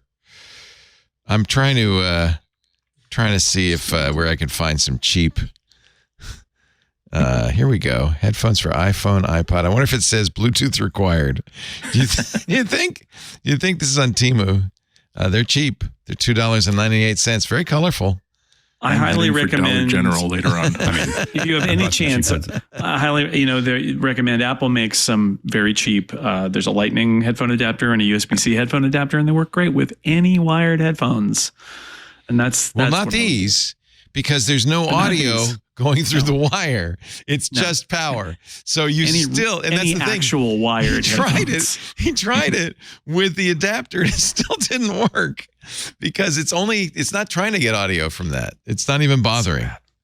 Anyway, great little story. Cute little story. So you mentioned last week, what if? It's time for our Vision Pro segment, ladies and gentlemen. Whoa. I'm hearing some people loving what if. There he goes. Hello, I am. You didn't bring it. Hello, I am inside. You didn't bring it with you. Just saved $3,500. I did. They're back there, but I don't like to wear them on a podcast. It's unseemly. And all that. Yes. Did you wear them on the airplane? Actually, I did not. They're just in my backpack. I do. I did last week. You like it? It's short amazing. Flight. San Francisco to Phoenix is super short. I didn't bother. Yeah, I did Dallas to Burbank or whatever, and San Francisco to Dallas. I had to go in on Dallas last weekend, and I got on both flights, on the flight back, on the Burbank flight, I got what we call Southwest first class, which is the no seat in front of you. Yeah, it's the behind the exit row. Oh, I saw your Insta. Yeah. Yeah, I was like Southwest first class. So anyway, but I now we generally now once we take off, I get to 10,000 feet. And I was talking to somebody. He's like, I do this gate to gate. No one bothers me, and as long as you look over, I don't think they'd let me do it in the exit row. But anyway, so as soon as we get 10,000 feet, I throw the headset on. I do not look. I mean, I am gone. I played chess. I watched some movies. And it is so good. Like it is, and I don't think it's worth it's not $4,500 good. If that's all I was using it for, it's not enough. But it's such an incredible experience to be with a Vision Pro in a plane. You don't get motion sickness at all from it? No, not at all. It seems like that might be a possibility, though, or no, maybe it could be, but because your body's moving and it's not moving in, but not very much. I mean, it's there's a travel mode too that's trying to take advantage of the fact that it realizes that you're in a moving vehicle. You have to use travel mode. Am I right? The only thing that is kind of annoying is that because of the way that the tracker works, because some of it's optical and some of it's LiDAR, you do leave your light. Like on a night flight, I still leave my light on because it won't track properly. Everything starts sliding around. Yeah. And so you learn to leave your light on like you're reading a book, but you just got your headset on. And I have my AirPod Maxes or whatever on, and I was just like, the movies are so good. And what happens is if you do want to drink, I just moved my movie, or I just grab onto it and I just move it over to the side and I turn down the opacity so that I can see them walking. So I'm sitting there walking out of the corner of my eye, I see them walking. Yeah, and how did they react? Do the flight attendants think you're a bug? I take it off. I don't try to do it through the headset. That's too much. That's still to that. No. I talked to somebody who's I mentioned it and they said, oh, no, I leave them on. I just talk to them. You can see my eyes. They know that I'm there. But they're thinking, I was just like, what an a-hole. Yeah. Right? Yeah, I was wondering about this, like the social programming there. Like when, how long will it take before like a flight attendant would not walk past you thinking, okay, he's wearing goggles, he doesn't see me. It's a fool's errand to even try to engage him to see if they want to drink or not. Yeah. And simply have to know that, well, look, it's like if you have just like an eye mask on because you want to sleep, like, do they know that, okay, is it worth disturbing this person? Is it worth interrupting this person's movie? I was surprised by is that it was like nothing. Like I thought someone's going to treat me differently or ask me questions or whatever. I was really worried about it becoming like half the thing is describing it. No one reacted. People sitting next to me, they're thinking, what an a-hole. They might be thinking that, but they didn't say it. Yeah, so that's how you keep people away. So to answer Andy's question, I was just on a flight that was it was San Francisco to Dallas actually, but it was it had come from Osaka, and so it was a wide body, just giant United Airlines plane, and it had on the little screen, because it had a screen in the seat back, you could, when you turned it off, it said, "Do you want to say 'don't bother me' or 'bother me for meals'?" Right. Okay. And I thought that was really like a way you get when you're on a flight that is overseas, that's overnight, that you're going to have that issue. You can actually, they've now got screens that are set up to market, which is like, just wake me up for the meal, but otherwise let me sleep, or just let me sleep. I thought that was it's over. Lisa has sleep masks that do that. Say wake me up. One says wake me up for meals. The other one says F off. It's implied anyway. One's for airplanes, one's for subways. One's for sleeping with me, to be honest with you. But yeah, you could. Yeah, that's a good idea, because the flight attendants don't know, and if you don't want to be awakened, that's nice for them to know. Yeah, they don't have to do. But anything. Alex, that's an interesting thing to me. Like I remember when I spent like a couple of months when I got my Google Glass, just wearing them around, not everywhere, but just places where it would like be helpful to me. And I quickly learned to like keep some like alcohol wipes with me. So because people, is that Google Glass? How does it work? And it surprises me. Maybe that's not what the statement you were making, but it surprises me that people aren't seeing you all the time. Oh, I've heard of that. How is it? Do you like it? Can I try it on? Nobody wants to try it. What's funny is with Google Glass, COVID. I have so many pictures of me around the world. I'm going too. Like this. Like this, because I was like, because I would put it on their head, and I would go, "Okay, Google, take a picture." That was and they'd see it, take a picture. Yeah, and so they all the same thing. Every person, and to Andy's point, with Google Glass, everybody wanted to see it, And I think part of it is they can see you and they can still hear you. They can engage with you. With this, you're just out for it's like when I put headsets on. I mean, my general state is that I put headsets on pretty quickly when I get on a plane. So it's not like I'm not a super social plane guy. I wore Google Glass to Boston Comic-Con one year, and I have an album of my picture taken by some of the greatest comic book artists in history. Yeah. Seriously. It's sad. It used to be you could get a new gadget, a new gizmo, and expect some attention on an airplane. Now it's just no. I have a picture of me taking it in Rwanda, and I had given it to the head of security for Kagami's security detail, and he took, he liked it, and he looked at it all, and he goes, "This is amazing." He hands it back to me. He goes, "This is amazing, but you may not wear the Google Eye when the president is in the room." Yeah, that's good. I like it. That's good. Like, you may not wear the Google Eye. Don't go there. So you gave us a little preview of What If because you had just gotten it last week, Jason. But you've now got a full review at sixcolors.com. Yeah. Mostly it's been very positive, I think, from everybody I've seen. Yeah, it's definitely a tech demo. It's definitely built around Vision Pro specific features, but I think they did a good job. It's fun. It's probably the most fun hour-long kind of entertainment experience I've had in the Vision Pro because it is immersive in lots of fun ways.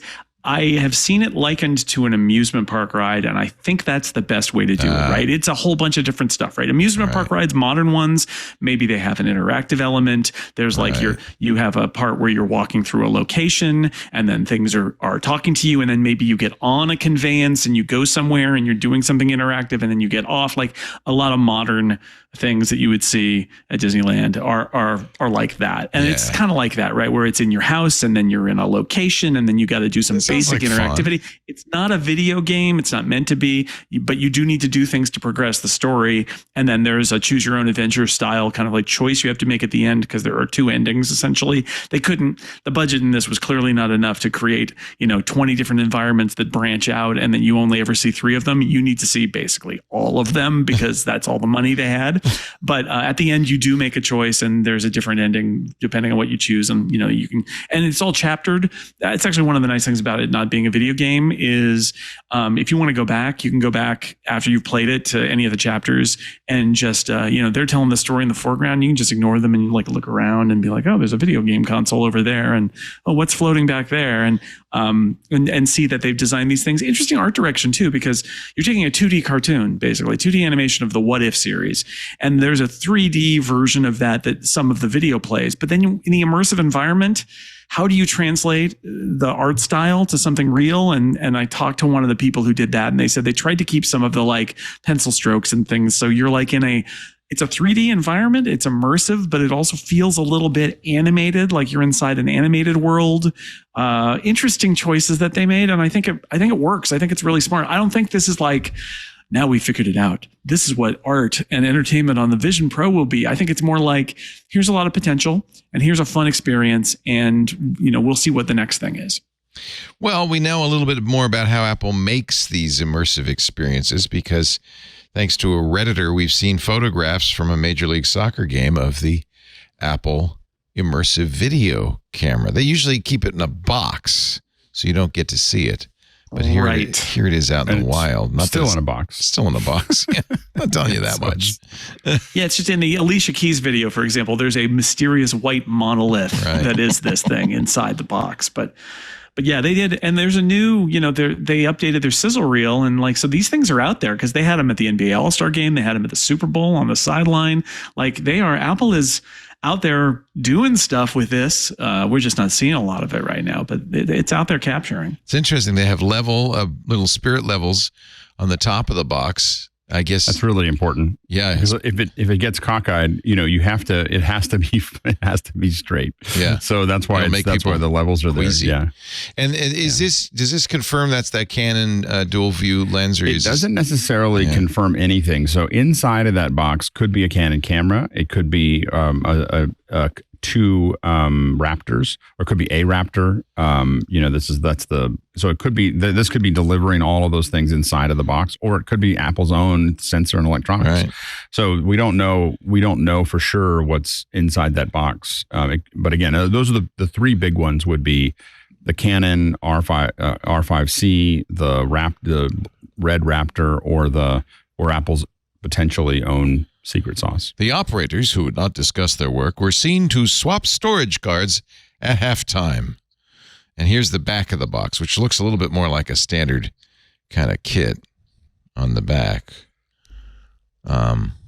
Anything more to say about this? It's interesting that I don't know what they're using for that. That looks like it might be a Zoom audio interface. At the top there, on the top there. I'm not 100% sure. Is that a sound devices or? It's not sound devices. Maybe it's a Zoom. Huh? It could be Zoom, and it has that kind of form factor. But I don't I don't use enough Zooms to. It doesn't look like my F3, but it might be a higher end. But it could be delivered. I mean, they could be delivering all of that stuff out. But again, it does feel like it's something that Apple may have put together. Yeah, it feels a little cobbled. Yeah, but it's like if only they had the money to build their own camera. Like that would be the thing. So if only there'd be a lot of advantages if you want to take full. The problem is there's no perfect camera out there right now. So Apple has the opportunity, if they wanted to build a camera that did what they needed to do for the Apple Vision Pro, that would then give them an advantage over every headset out there, and also allow them to do what they want. So because really where they need to get to at some point is 8K 120 frames per second, 8K per eye, 120 frames a second, HDR. That's where they need to get to. There's nothing out there that's doing that right now, and definitely nothing that does it easily. So it does feel like Apple could go down that path if they wanted to. We have to remember that they did buy the Next VR, a long time ago. So they've had time to think about this for quite some time. This is a side view from Joe Notabot on Reddit, and there's the little microphone. So I guess you want to record audio when you're doing immersive video. You want to record audio from the same place. Is that? Yeah, it's an interesting orientation for the microphone. It's underneath all the gear. Normally, if we were doing ambisonic, for instance, a pretty popular thing to do if you're doing immersive would be to do ambisonic, but this could be more of a stereo mic, like, hey, I'm going to give you a stereo feel. But Apple's already talked about ambisonic in the past, so we would expect them to. And normally what we'd want to do is, unless that camera is perfectly silent, we want to get that mic away from the camera. We also, having things in close proximity to the mics is going to change the nature of the sound. And so it's not something, so if you're doing ambisonic, that wouldn't be a great place. If you're doing some kind of stereo XY, then that could make sense. So it just depends on what they're recording there. Yeah, it looks like it has multiple mic jacks in the Zoom. It's interesting. Device. It looks like an Ethernet jack on the end of the mic. So it's. Oh yeah, that's right. Yeah. Huh. And there is an Ethernet based, which would also lean you towards possibly doing an ambisonic. I'm just trying to see if I can find it really quickly. There's a lot of stuff hanging off of this tripod here. Wow. Typical Apple product. Nothing but dongles. Anyway, thanks to Joe Notabot. It could be the Voyage. The one that it looks like it possibly could be would be the Voyage. Let me cut to it here. Hold on.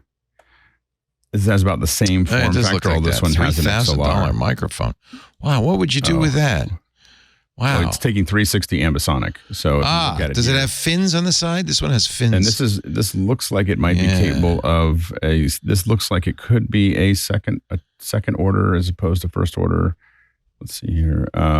So that muff is hiding the fact that there are see, it's got a Dante network connection with PoE. There you go. So that's why it's Ethernet. One of the challenges is dealing with all the the outputs. I have to admit that now I want this mic. It's also got an Apple equipment sticker on it.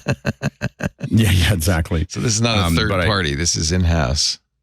But it could be it could. Definitely could be. Wow, I can't believe you identified that mic. I am so impressed. Well done, Alex. Wow, unbelievable. We have a lot of ambisonic mics. So there's not many ambisonic mics with an Ethernet cable, and so there's. I was like, I know I've seen that one before. So but yeah, there's in the. But that's it. So they have an ambisonic there. And again, that would not be the place that I would put that mic if I was doing ambisonic. So I don't quite understand why they would do that, because the problem is that ambisonic is a sound field, and that mic, some of those mics are going to be pointed at the bottom of that camera. Right. And it's going to flatten out everything. Yeah, you don't Maybe want they that. just decided they don't care about the sky. Here's another they shot might have decided they don't care about the where sky. It looks like the mic, although it's in a dead cat, is out farther, maybe from under the. What's interesting is like the way I do it. I mean, because I do ambisonic recordings with some of the stuff that I do is that I give it a pole that goes straight up. So it goes up and it's straight up so that it grabs better. Everything. And I get a couple feet away oftentimes from the camera itself, but they obviously have, obviously different opinions, and they might know a couple things. They might have done a couple of these so far. Scooter X says that looks like a Zoom F6, which it could be. It's got a lot of extra knobbies. Looks like these are different cameras. I don't know. Maybe Joe Notabot got some different ones. It feels like it doesn't. Yeah, it does. It definitely doesn't feel like. This is not. Yeah, this is. No, it does. It very much looks like a Zoom F6. It's just a really odd solution for them to use a Zoom F6. Because this is analog sound. This is a regular mic cable. This is not Dante. Yeah, these are, and they could be using, you can see that there's 4 cables in them. So if they were taking the 4, I think that the weird thing about it is I think that ambisonic mic, it may have, what happens with ambisonic, if it's a first order ambisonic, it's got 4 outputs, and those 4 outputs are the 4 of the mics, but it looks like it has more mics than that. That's why I'm confused by that a little bit. Yeah. But what it's doing is it's taking those 4 mics that are in this quad pattern, and it saves it out in a format A, and then that can be just recorded raw into your recorder. So that's what the F6 would be doing. And then you convert it to the B format to make it something that you can work with, and then you can again put it into Atmos or we use it to go to 5.1 so we can send it to YouTube. So. Well, I think that somebody out there who knows exactly what that setup is chuckling right at the moment. Or impressed. Wander around aimlessly. Yeah, exactly. As we continue our Vision Pro segment, the Apple Vision Pro Mindfulness app may get a respiration tracking feature based on back-end code discovered by Mac rumors. It sounds like a lot. One of the things we've been trying to guess about what's in watchOS 2, and one of them might just be more native Apple apps, right? That they didn't ship a lot of their apps native on Vision OS, so maybe they'll get that this time. I need interesting respiration tracking. I'm like, okay. I mean, I need a $4,000 headset to tell me how to breathe. It's about time. It works for you. Whatever works for you. Lowe's wants you to use the Vision Pro to design your kitchen. And you can do it right there in a Lowe's.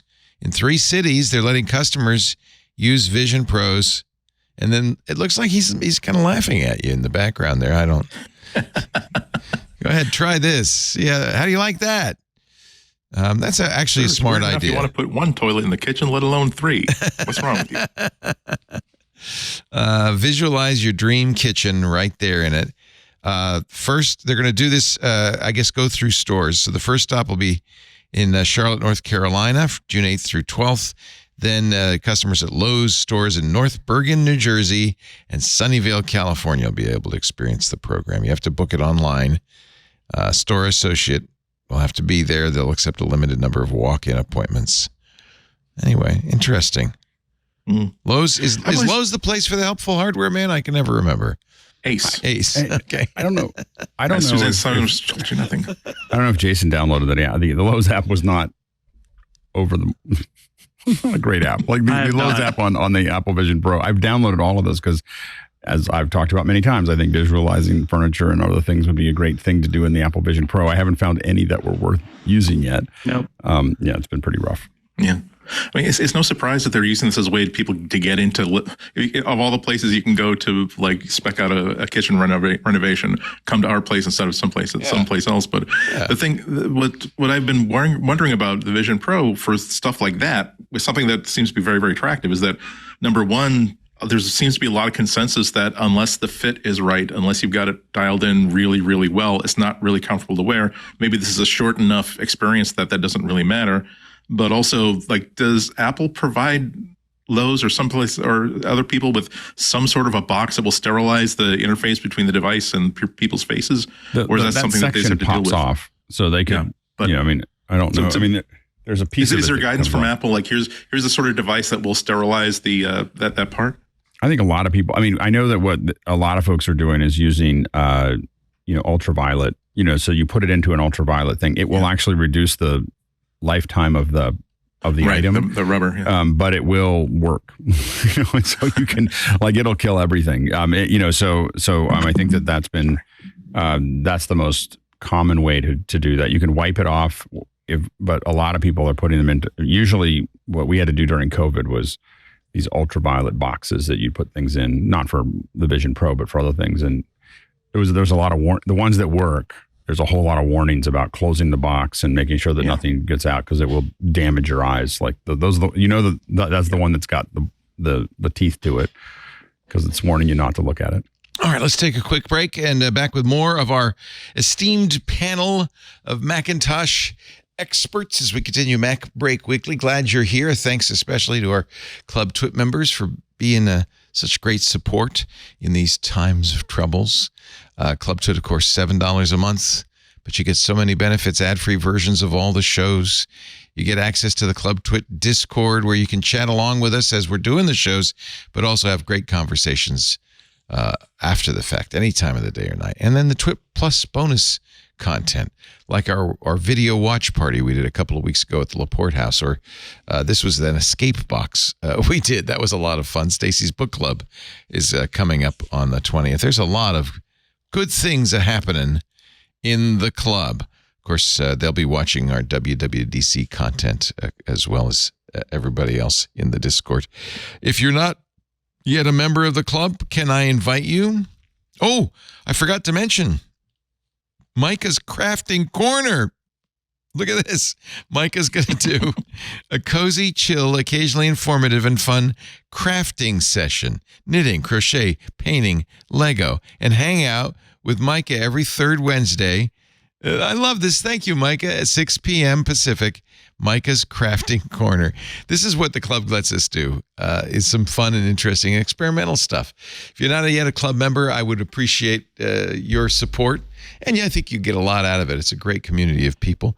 I'm very happy to report that at this stage, with nearly 12,000 members, the club covers 2 weeks' payroll. So that's great. That's really, keep up the good work. I would like to maybe get it to cover even more. That's one of the reasons we mention it. Advertising has dwindled to practically nothing. Lisa and I are not going to be paid for the rest of the year, it all looks like, but we would really like to keep as much of it going as we can. So if you enjoy what you hear on our shows and you'd like to support us and you could spare $7 a month, do me a favor, visit twit.tv/clubtwit. We thank you for your support. We do thank our sponsors because they are also helping us out. Like Myleo, we love Myleo Photos. Actually, this is the tool I use everywhere now to keep track of not just photos, but all the documents on my computer in a safe, secure way that no one else can see. Many of us rely on the cloud these days. Many apps and services, though, are not doing the job they ought to do to protect your data. That's why I like Myleo Photos Plus. It protects my data. In fact, I could store it locally. I do. I don't even put it in the cloud. I store it on my Synology, as well as all my Myleo-enabled systems. But it's one consolidated library in all those systems for photos, videos, documents scattered across your devices, Mac, Windows, iPhone, and Android. It's better than Microsoft's Recall. It stores everything, makes it easy to find, but it also automatically categorizes in the background. So, for instance, it does face recognition. And again, local only. So I give it a few pictures of Lisa, and then it finds all the rest of them in my database. I have more than 200,000 photos right now in my Myleo database, and it doesn't slow it down at all. It is super fast. They make it so easy to organize, curate, protect, and sync files from everywhere they're stored. It'll even pull in my social media photos from Instagram and Facebook. It's the first thing I've found that will take Google's, you can download your Google Photos, but they don't make it easy. You have to use Google's Takeout, and you get these files where they separate out the data into XML files. It's just really a mess. I've done it by hand. Myleo does it automatically. They even dedupe if you have Myleo Photos Plus, which means you can download all your photos from everywhere you've put them, combine them into a perfect database of exactly one copy of all the originals. And the best part, They all stay on your devices, not on distant servers. They even support your photo structure. MyLeo Photos makes it much easier to search, curate, and organize your media across all devices without having to put stuff in special folders. I just love it. Cloud backups are available, but they're entirely optional. If you choose to use them, MyLeo Photos Plus will automatically encrypt your data before it exits your computer. So that gives you the extra security. And even the platform's powerful AI capabilities are entirely on device. No data mining. And I love it. It will categorize, vacation photos at the lake versus the ocean versus the forest. And it just knows everything. Different breeds of dogs and cats. You could tag and search for photos using face and object recognition, metadata like data and location. None of that is shared unless you want it to be. So privacy first, but also the solution I was looking for years for organizing this giant database of stuff. Get privacy first with MyLeo Photos Plus today.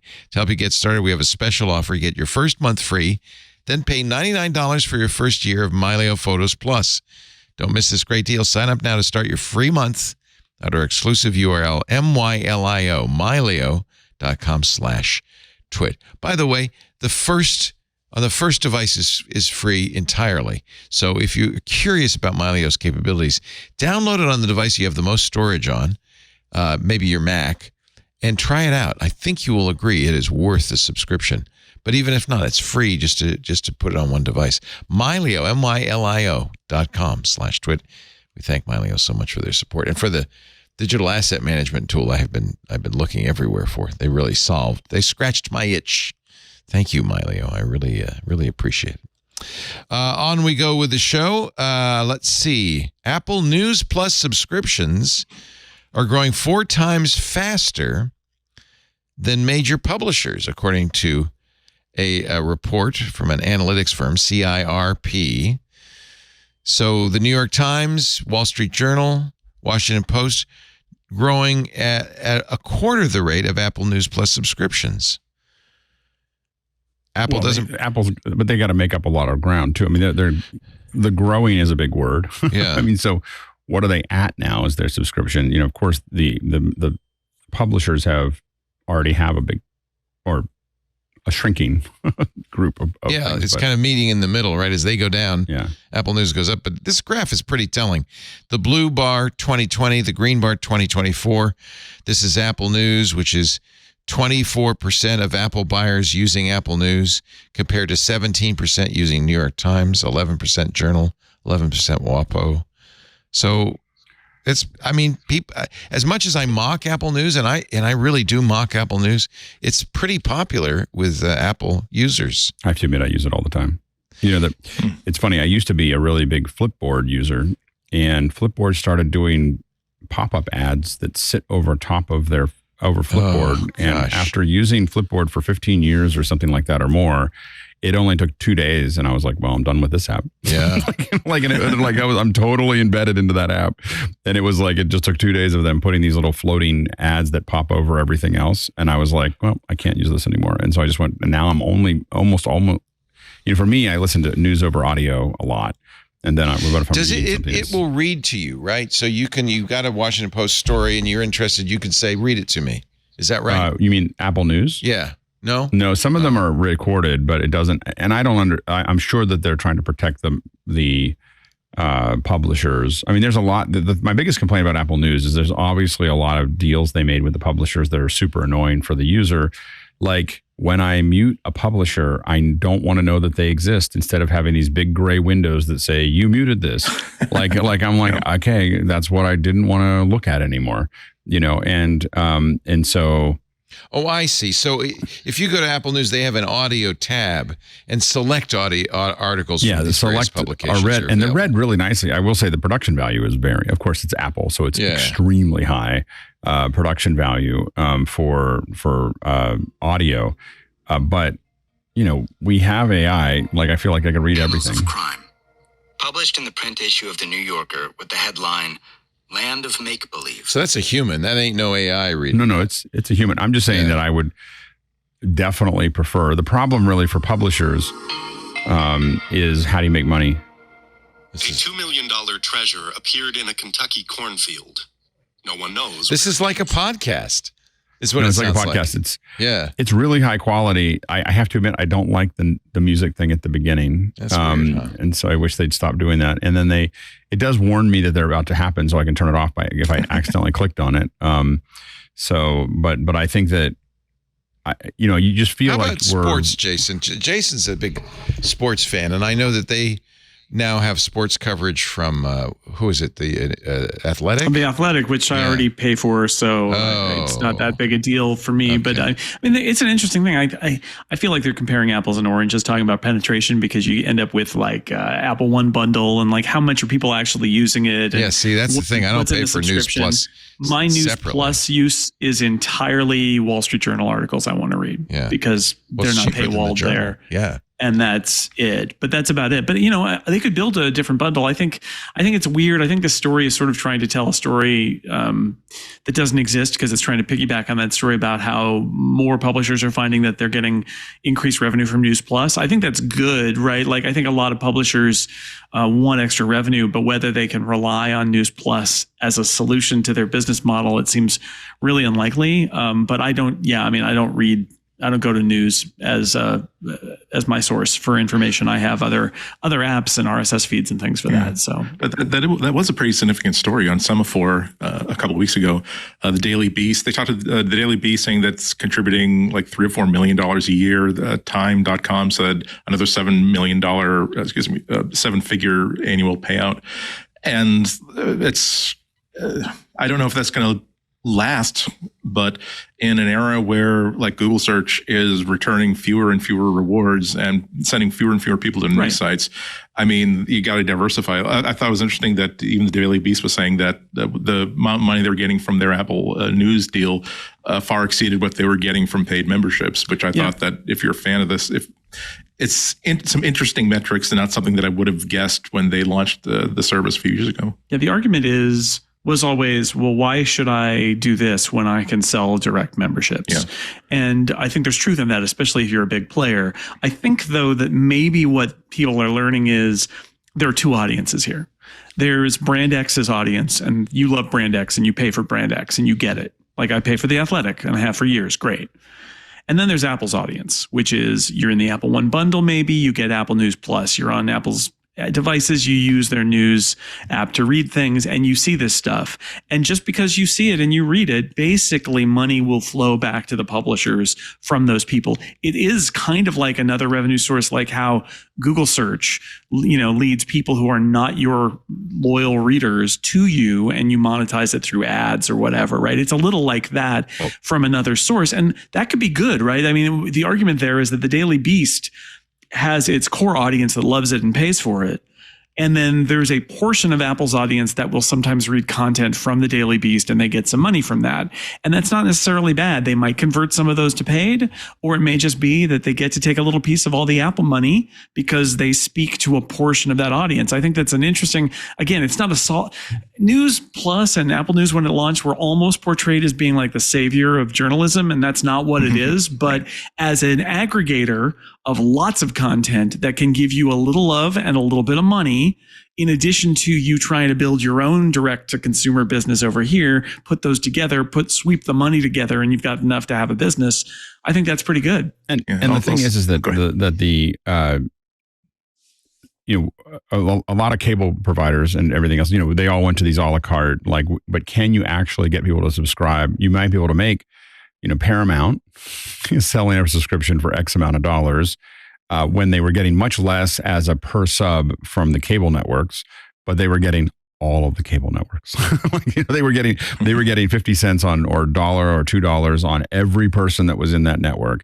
And so I think that there is a value to trying to persuade people to download your app and be part of your thing and everything else, compared to, if at 24%, it's X amount of, if Apple got to 60% or 70% or 80%, it could start turning into real money, where some publishers that aren't successful at selling their own version of this end up making enough money that that's all they do. And some publishers will continue to try to do their own or this of both of those markets. But I think that there is a play here that is, I'm just going to make money with the Apple News it's not, when it rolls out, it's probably not big enough to do that. But if Apple got to 40, 50, 60% of their market of paying the Apple One, whatever, it would definitely be enough for a lot of publishers to survive on. Yeah. You know, and it's also the obvious risk is that Apple, a knock-on effect could be that Apple does to that individual publisher what they kind of like to do with developers on the App Store, where they don't want to create new customers of that news source. They want to create they want to basically create people that are just Apple News customers. And oh, by the way, you happen to read an article from The Beast, you happen to read an article from this, that, or the other. It kind of feeds into why the thing that made Apple News Plus not useless to me, but really, really unattractive was that I can't pop a URL out of there. I can't get a link right back to the Daily Beast or the New York Times or the Wall Street Journal. It would always pop out an Apple News. And I'm sure part of that is to the benefit of the news source, because when someone clicks on that link, if I send it to somebody, they get credit for, someone clicked on that link through Apple News. But it's like, I'm not there to, it becomes useless to me when I'm trying to like stay on top of things and save something for shows. I can't use it to prepare for shows. It's not useful that way. Not necessarily the greatest part of the audience, I'm sure, but it's like right. I thought it was. I like how Google News and others, like, if you want the direct URL, they will give you the direct URL. You don't have to, Mission Impossible your way through macOS to get that URL. The advantage, as you see Apple continue to add more and more audio, the advantage of publishers starting to make more and more money on the subscription is that, because the real problem that publishers have is that if we went all audio, that they wouldn't, it's very hard because you can't get people to listen to ads for very long unless they're read in. You can't just place ads, and so, that ad insertion thing doesn't really work for very long, and especially if people are paying for it. So the advantage is that as people start to do that, like I pay for Noah and I listen to a smattering of news. They don't give me all the news. I can't get all of foreign affairs but I listen to a smattering of the news, and I'm sure they're getting money back for me listening to those things, and they're getting some, there's some licensing fee there. But if Noah started adding ads, I'd stop listening almost immediately. It would be an instant, I finally, for a while I put it off, but with Amazon Prime, there was enough shows that my family was watching that I finally spent the $3 a month to get rid of those. The ads are so horrible on Amazon. I feel like they're just trying to get you to pay $3 a month, because it is just the most horrible experience for Amazon Prime to just, you're in the middle of a show and it's louder, it's brighter, it's all the horrible things happen. So you just suddenly savaged by the ad, and I just don't feel like they're even trying to make money with ads. I think they're just trying to get everyone to pay $3 more a month. Yeah. I was kind of thinking the same thing about the news that Instagram was testing out unskippable ads, where you're scrolling through, you hit an ad, it just knocks you dead to get the ad thing. And it would be useful if you were now saying, by the way, if you want to get rid of these ads, give us $3.80 a month. I'm like, okay, how much do I want Instagram anymore? Yeah, no, I have to. Yeah. Amazon's doing enough that I have definitely turned from being a big Amazon fan to I'm putting up with them now. Yeah. Well, that's the risk, because Whole Foods is turning into Trader Joe's, and Amazon is now making the returns harder, and they're charging me for, they're squeezing me in every different direction that I've used. And I think that's always the risk, is that you go too far down this path, and it's not that I'm leaving Amazon and not ever ordering from them again, but it's like I'm open to it. No, because the good news is all the local retailers are out of business. We lowered the prices so low, no one can compete. Now we own you. Welcome. Yeah, exactly. Yeah, and I think that's where we're headed. That's where we're headed. Well, it always opens opportunity. When companies do too much of that, then people start to go, well. Yeah, that's right. That's really the more important part of Corey's famous enshittification piece, is not that how enshittification works and how widespread it is. That's become very apparent. But the antidote to that is making it easy to switch. Because if the switching costs are low, then your response when they start squeezing you to get every penny out of you is say, sorry, Red Lobster, I'm going down the road to whatever the pie place is. Problem is, these companies like Amazon End up squeezing out your local retailers. So all your choice is Walmart or Amazon. In a lot of cases. It's part of that, but it's also part of just bad user experiences. Is really the lock in. A handful of companies have figured out how to make this easy, and everyone else thinks that they can just add a bunch of features and people are going to use them. And if I get a bad user experience, I'm just being like, okay, I don't want to do this anymore. And it doesn't matter. Like I don't go to gas stations that don't do Apple Pay. Because there's a lot of choices in gas stations. That's the point. There's competition. When there is no competition, they can squeeze you. But I feel like so many web pages don't. How do you like your cable company? Right? Oh yeah, I don't have. I mean, I don't use. I mean, I use the internet for my cable. Yeah, company. right. So there's no other choice. They got you, and so that's when they can squeeze you. A good example, Comcast is only here. Frontier keeps on giving me flyers, but it's the moment Frontier.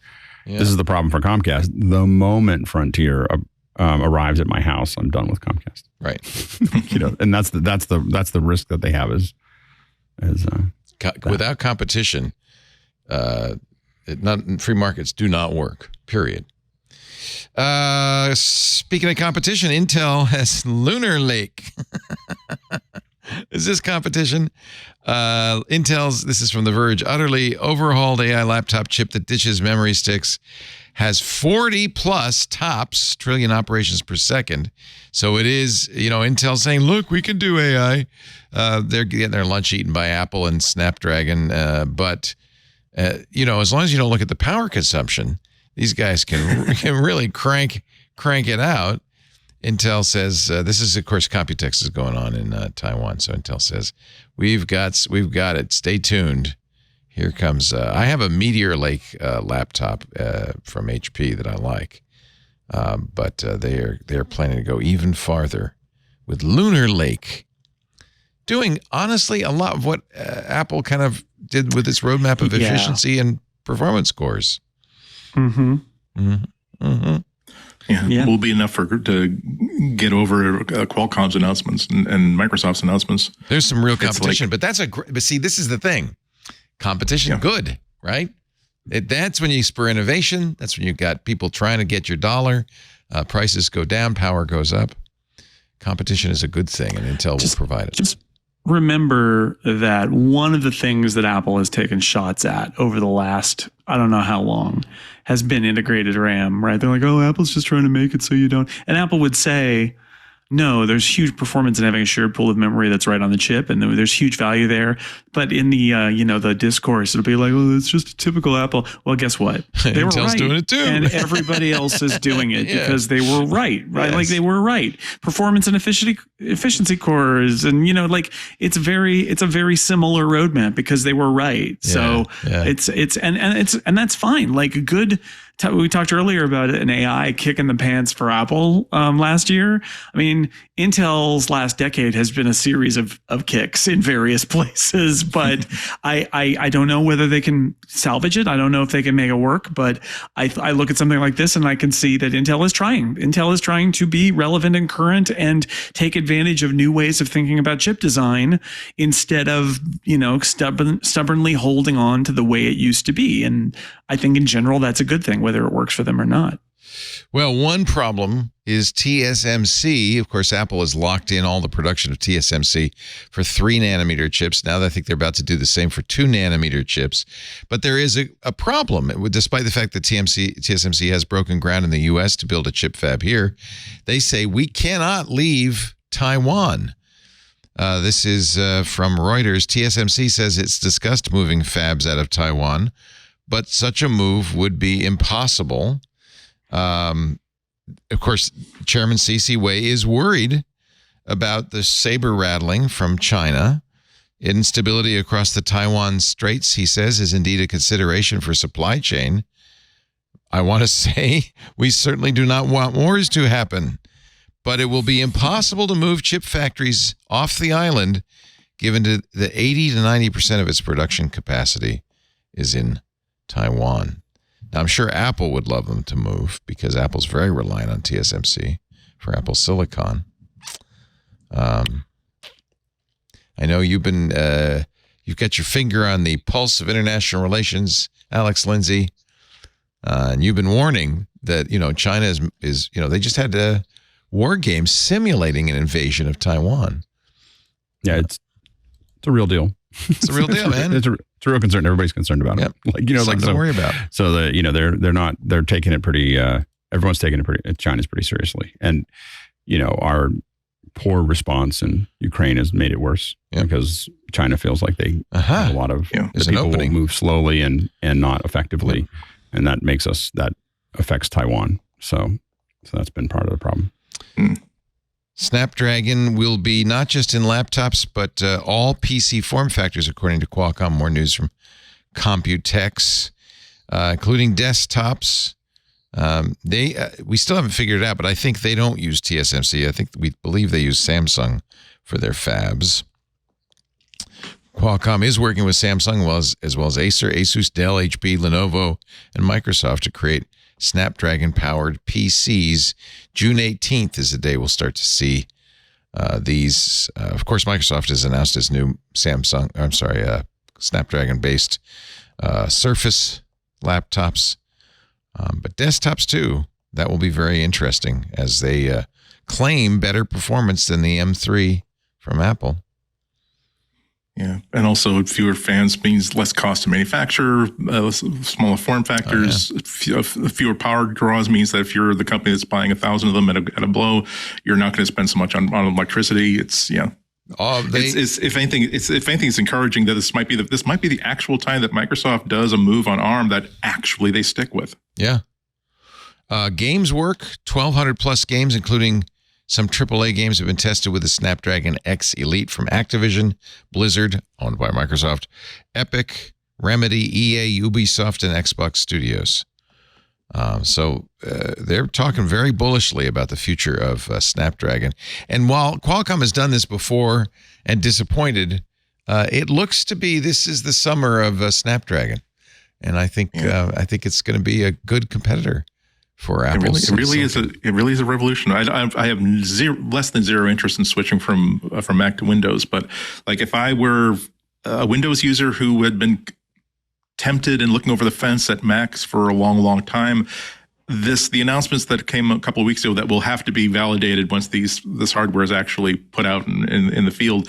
The idea that the things that I would be most envious is, oh God, I wish I didn't have to have fans turning on. I wish I could have really good battery life. I wish I could get a level of power and performance that was disproportionate to the size of this device. I wish I could have a MacBook Air that has all of those great things, but it wouldn't force me to switch to all new apps and all new services and everything. That would keep me entrenched in Windows for another 4 or 5 years if it turns out to be as good as the hype exists. Well, and you don't have to use Windows. That's the other thing that's interesting. The Linux kernel will support Snapdragon Elite X, so there will be Linux distros, not immediately, but there will be Linux distros that will run on these PCs. So that actually, to me, the threat to Mac OS is not Windows. I don't think I'd ever switch to Windows like you, Andy. But I love Linux. I'm running it right now, and a Linux running on this might be a very compelling platform. I have a great love for Linux, and I always have an older laptop that has Linux installed or a desktop. I've just never gotten it to stick in terms of I've got a choice of 2, 3, 4 different machines, mobile and desktops and laptops, and I'm going to go to the Linux machine. That's never really, really happened. Every time I use Linux, it's because I want to enjoy the process of using Linux, which is its own special, I'm not saying sarcastically, its own special treat.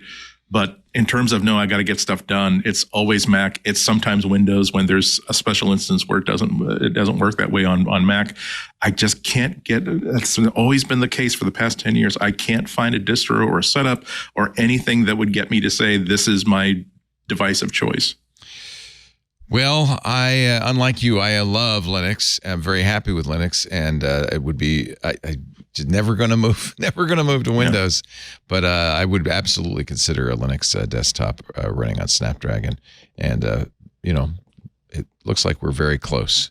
Qualcomm really wants this to happen. They don't want to be just a Microsoft or Android hardware. Remember, Snapdragon also runs on Android, which is in fact Linux. So. it's not such a big stretch to think of it running on the desktop. All right, let's take one final break, and then, if you will, prepare your picks of the week. You're watching MacBreak Weekly. Andy Ihnatko, Jason Snell, Alex Lindsay. My pick of the week this week, I don't have much of a green thumb, but I just got sent some bioluminescent petunias. And to me, that seems like it would be well worth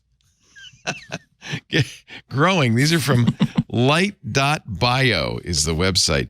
There's a story behind this. We had the founders of light.bio on the new screensavers. Gosh, it must have been a couple of years ago. And they were trying to use CRISPR to do gene splicing to create bioluminescent, plants, which is a really interesting idea. He said, he wrote to me just the other day and said, it didn't work out, but we've tried another approach, and now we do have, in fact, bioluminescent petunias that glow gently in the dark. They call it the firefly petunia. I guess it's firefly genes in the petunia. A beautiful plant by day. Petunias, I'm told, are easy to grow. I hope they are. Mesmerizing luminescence after dark. It's not dark enough in here. And these just came. So shipments are going out now. $29. The only plant you can see when the lights go off. I cannot wait. The blooms glow a little brighter, but the leaves also glow. It looks nice, but it looks like the sort of thing that you would send your mom without telling her anything unusual about it, and then she would freak out. Daddy, were these radioactive? How did this work? These are... the USDA has approved firefly petunias in the U.S. You'll be glad to know this is a USDA-approved plant. I think there'll be more. I don't think it's the last we've seen of the petunias. And I do think, actually, I should find his name, the fellow who started this all and was on our show, Omri Amirev Drori. He said, "Hello, Leo. A long while ago, I was involved in Glowing Plants project.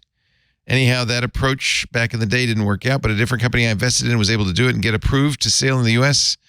So he shipped me some plants from light.bio.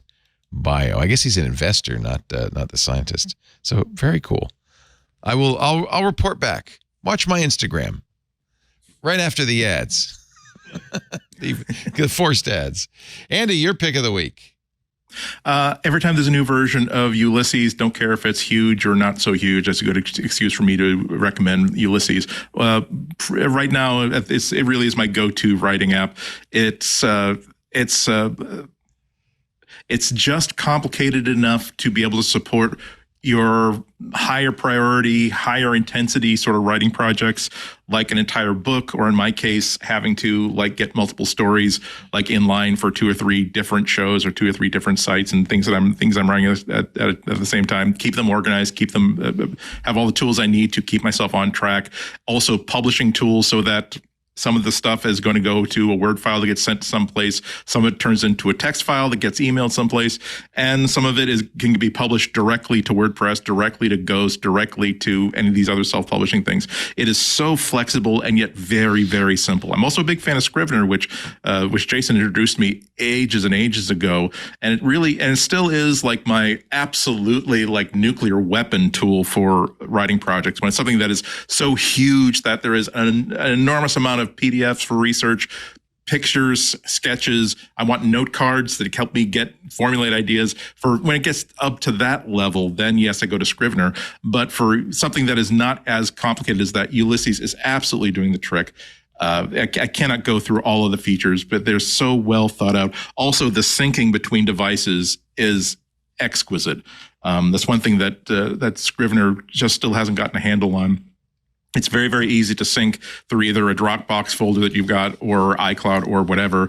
And there's iPad versions, desktop Mac versions, iPhone versions, and they all will give you appreciably the same experience from one place to another. And when you pay for the subscription, you can have them in all of them, right? One payment yes, exactly, for everything. Right. I like that. Right. Yeah. And in terms of what they added, once again, very, very good, sensitive choices here. Again, they don't make it super complicated. If you wanted to present it to you as a distraction-free one window text editor, that's what it will give you. It uses Markdown for basically all your formatting, which is more than enough for, again, getting this thing written. So headers, links, bullet items, all this sort of stuff. It becomes second nature after a second. So yes, you're looking at a plain text window. So when they do add features, it's always about what is the simplest thing we can add that could have the greatest possible reward. So there were only 3 features that they added. They added a menu, a go menu, so that you can quickly move between projects without having to navigate through the rest of the interface. I like that. You can now have links. You can always have links in these documents, but now you can link to other headers and other places within your project. So if you want to create just a central place to navigate through what is becoming a huge mess of research notes and drafts of a novel, that will help you through that. And now I hate to admit that I've needed this, but there's a history, like this is a back button, so that when I find myself that I was adding something to a chapter or adding something to a story for something that's going on later on, I've forgotten how I got what I left to get there. Now there's a back button inside the editing window, so you can just tap on that. It will take you right back to wherever you were when you click through to that other thing. But again, this is just a blanket recommendation. If you do lots and lots of writing, this is such a great thing. It doesn't impose its own theory of how a writing project should proceed. It gives you the tools and the features so that you can develop your own structure for how you want to create stuff and how you wind up publishing it. It's pretty cheap, $40 a year, $6 a month. And for that, you do get extra features. I do think that it is multi-platform for that amount of money too. You don't have to pay extra for the iPad or the iPhone edition. And family share. Yeah, so everybody in the family can use it for the same amount. That's good. Yeah, it's super good. Again, highest recommendation. Ulysses at ulysses.app. Yeah, I've used it off and on. I just don't write enough, but I resubscribed because I thought, I should write more. And I like it that it posts to your blog. So that'll make it very easy for me to update my blog, is do it in Ulysses and then push it. That's great. I like that. Alex Lindsay, pick of the week. Yeah, so Zoom has got the beta for Tiles out, and Tiles is if you're building events and you want to be able to display, whether it's for broadcast or whether it's for screens behind you or around you, basically what it allows you to do is have Tiles join. This is a Mac only solution right now. Have Tiles join the meeting, and now you can say, well, just show me everyone with their video, or everyone with, or just the hosts, or just the co-hosts, or my favorites, or other things like that. And you can build how it's going to look. A lot of us have spent a lot of time working on this, like how do we do this ourselves? And right now, what Tiles allows you to do is to do those round the corners and give it a certain border and lay them out at a certain way, and what is the aspect ratio? What's the resolution of the screen that I'm going to? So if you have a big LED wall, so this is very much of an events, and it is something you need events for, Zoom events, to use. But it is a free beta inside of the Zoom Events platform. Wow. And it's Zoom is just killing it, aren't they? Oh, this is from Liminal. Oh, neat. It's the Liminal team, yeah. Yeah. so yes. So there's things move quickly with them. So this is and so anyway, it's a incredible jump forward. If you've been trying to figure out, how do I do a gallery but have it feel like my company and have the right colors and have the rounded corners and do all the things and lay it out the way I want to lay it out. It's an incredible tool set that they've rolled out for that type of thing. And really, Zoom is so far ahead of everybody else in the event/broadcast solution world. It's not like this is just pushing that out further. So really, really incredible beta that just came out. Andy Carluccio he was on Zoom Test Kitchen on Friday. I don't know if that's recorded, but it was somewhere that he showed it off a little bit. He's going to be on Office Hours in a couple weeks to show it. We wanted a little time for us to all play with it, so we'd have better questions for him. So he'll be on the I think the 25th to talk about it. So anyway, great platform. Highly, if what I said makes sense to you and you think that would be amazing if I was using it on my event, then it's for you. And if you're like, I don't understand why I would ever want to display galleries, it's not for you. Yeah. But it is something in my world some people that's pretty want important. Yes. Yeah. Andy's amazing, and we're very grateful to him. He is so helpful to us. You introduced him, and he's really been helpful. We use Zoom ISO. That's what we're using right now from Liminal. It's just one of the most effective corporate production teams I've ever seen. And it's that whole team, and they're outputting so many new features to the broadcast / events world that it really just is very, very. Are they owned? Office hours. They're fully owned by Zoom now, right? Fully owned by Zoom. Yeah. So that's another. Actually, that's good. Yeah. Because it means you can kind of trust that, this is going to work with Zoom. They're fully owned by Zoom, but they still have this kind of startup mentality which I love. Of putting out products and doing all the, but they have the power of the infrastructure of Zoom as well. So it's a pretty powerful combination. Neat.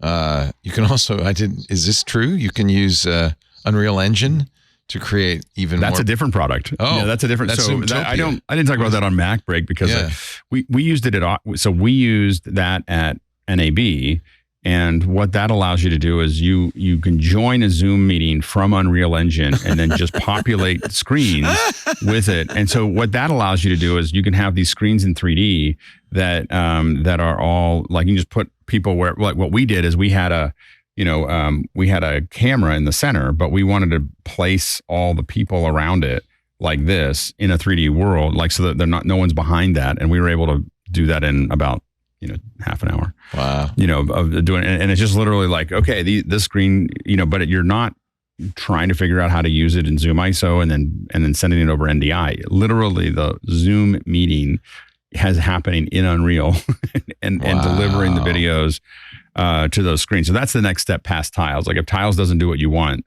then but that's more of a PC solution because Unreal, I know Unreal runs on a Mac, but not very well. Right. So that's really more of a PC solution. So that's why I haven't chosen it as a pick, but I have a PC dedicated only to that. so it's just doing Zoom in Unreal. So yeah. Thank you. Mr. Jason Snell, your pick of the week to wrap this show up. Yeah, it's a little bit weird, but I am in Phoenix visiting my mom, and I realized a while ago when I was here that having a better background than a generic guest bedroom background would be a good idea. And so what I did is I bought the Webaround Big Shot 5 for $50 on Amazon. Wait a minute, this is on the back of your chair right now? It is on the back of my chair right now. This is a green screen. It is a green screen. We're going to just zoom all the way back, and it's got like it's got a little thing that you wrap around. It's got little elastic things that go around and hug. They hug your chair so that your chair is so basically it's a green screen that lives on your chair back. And you kind of have these big elastic bands that go around the front of your chair, so it's held on. There's also a little foot that is resting on the back that is adjustable, so you can make a big green circle around you as you sit. And then when you're done, you fold it up like it's a reflector on like that you put in your car windshield to keep it from getting hot, and then it goes in a little tiny bag. So if you are traveling and need a green screen, I recommend it. It's so cool. It's good. I might have to get this. Carry it around. And now you know the rest of the story. Wow, you blew the illusion. Wow. And I think that there's some parades or Comic Cons where you would look great just walking around with that strapped around your waist like a big peacock. People do that. Sure. I've seen videos of people driving in the car with these things strapped. I've seen someone ride a bike on it. Like he was in a meeting and he had a bike and a big blue screen, green screen. You don't know exactly why he's wobbling like he is, but because it looks like he's sitting in his office. He's not. Look at this. No. Oh, I gotta have this. That is so cool. So cool. And are you just using a Zoom's green screen removal to? I am. With Zoom, if you choose no green screen, everything's a little fuzzy around you, especially around your hair, but really around everything. If you choose the I have a green screen function and then you pick the color of your green screen, it is so much better at keying it live. I did not know you were keyed, honestly. Yeah.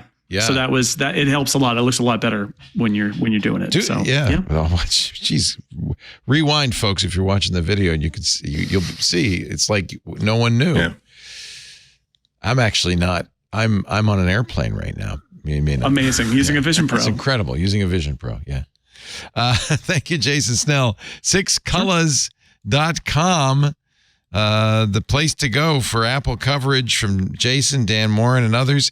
And if you go to 6colors.com/Jason, you can see all of the podcasts and things Jason does. He's a very busy man. Upgrade. Many podcasts. 6 colors, MacBreak Weekly, Downstream, Robot or Not. Actually, this list is shortened. Did you take some things off? No. Well, I think I rearranged it a little bit. Oh, you got the seasonal stuff all in one line. Yeah. There you go. Busy man. Thank you, Jason. Busy. Really appreciate it. Thank you, Leo.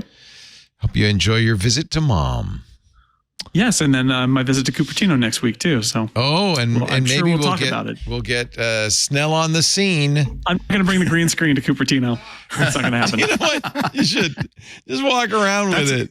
The key is to get great. That'll be great for Social Club because you could tell people, "Oh no, I got a one-on-one briefing with Tim Cook at the Apple campus." Just key out all the hundreds of people behind you. It's just me and Tim. That's it. Yeah, it's take amazing. A bunch of photos of you a bunch of backgrounds. I love it. Andy Anako, GBH is calling sooner than you thought. Yes, I was supposed to be on Friday at the Boston Public Library live. Unfortunately, I got moved up 2 days, so I'm on tomorrow at 12:30. Go to wgbhnews.org to stream it live or later. This morning, I actually another plug for Ulysses. I wrote like 3 or 4 in haste. I had to write 3,000 or 4,000 words worth of like briefing papers about news stories. Just 2 or 3 hours before the show, but Ulysses made it into a snap. That's really cool. Thank you, Andrew. Always great to see you. And, of course, Alex Lindsay, who was on Ask the Tech Guys. You should watch that show if you didn't see it. It was a really great episode.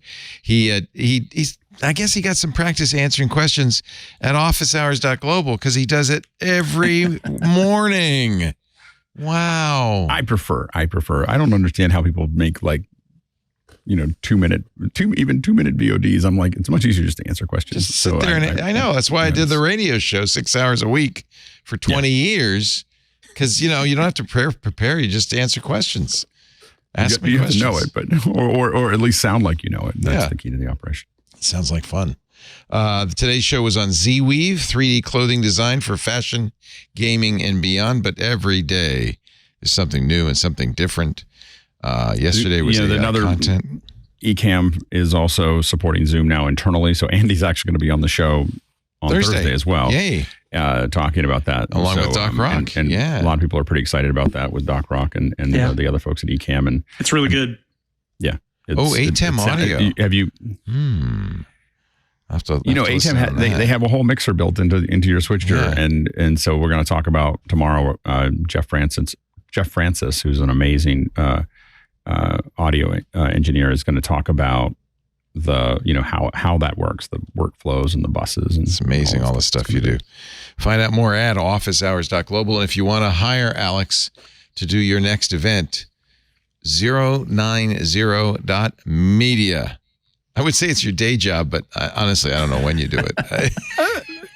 I'm doing it right after this. That implies you do something else during the night. No, that's right. No. Yeah. It's his job. Thank you, Alex. Thank you, Andy. Thank you, Jason. Thanks to all of you, especially our Club Twit members, for joining us. We do MacBreak Weekly every Tuesday, 11 a.m. Pacific, 2 p.m. Eastern, 1800 UTC. You can watch us do it live on YouTube, youtube.com/twit/live. When the show's on, all of our shows, when they're on, when we're recording them, you can watch us record them live on YouTube. After the fact, on-demand episodes are available at the website, twit.tv/mbw. There is also a YouTube channel dedicated to MacBreak Weekly's video. We have video and audio. Or you can subscribe to the video or audio in your favorite podcast player and get it automatically as soon as it's available. That way, listen at your leisure. Thanks for being here. We'll see you next time. Now it is my solemn duty to tell you. You having trouble with your green? It's green screen. It fell off. I'm gone. I'm not here. Never mind. Come back to work. Break time is over. Did it pop? Is that what happened?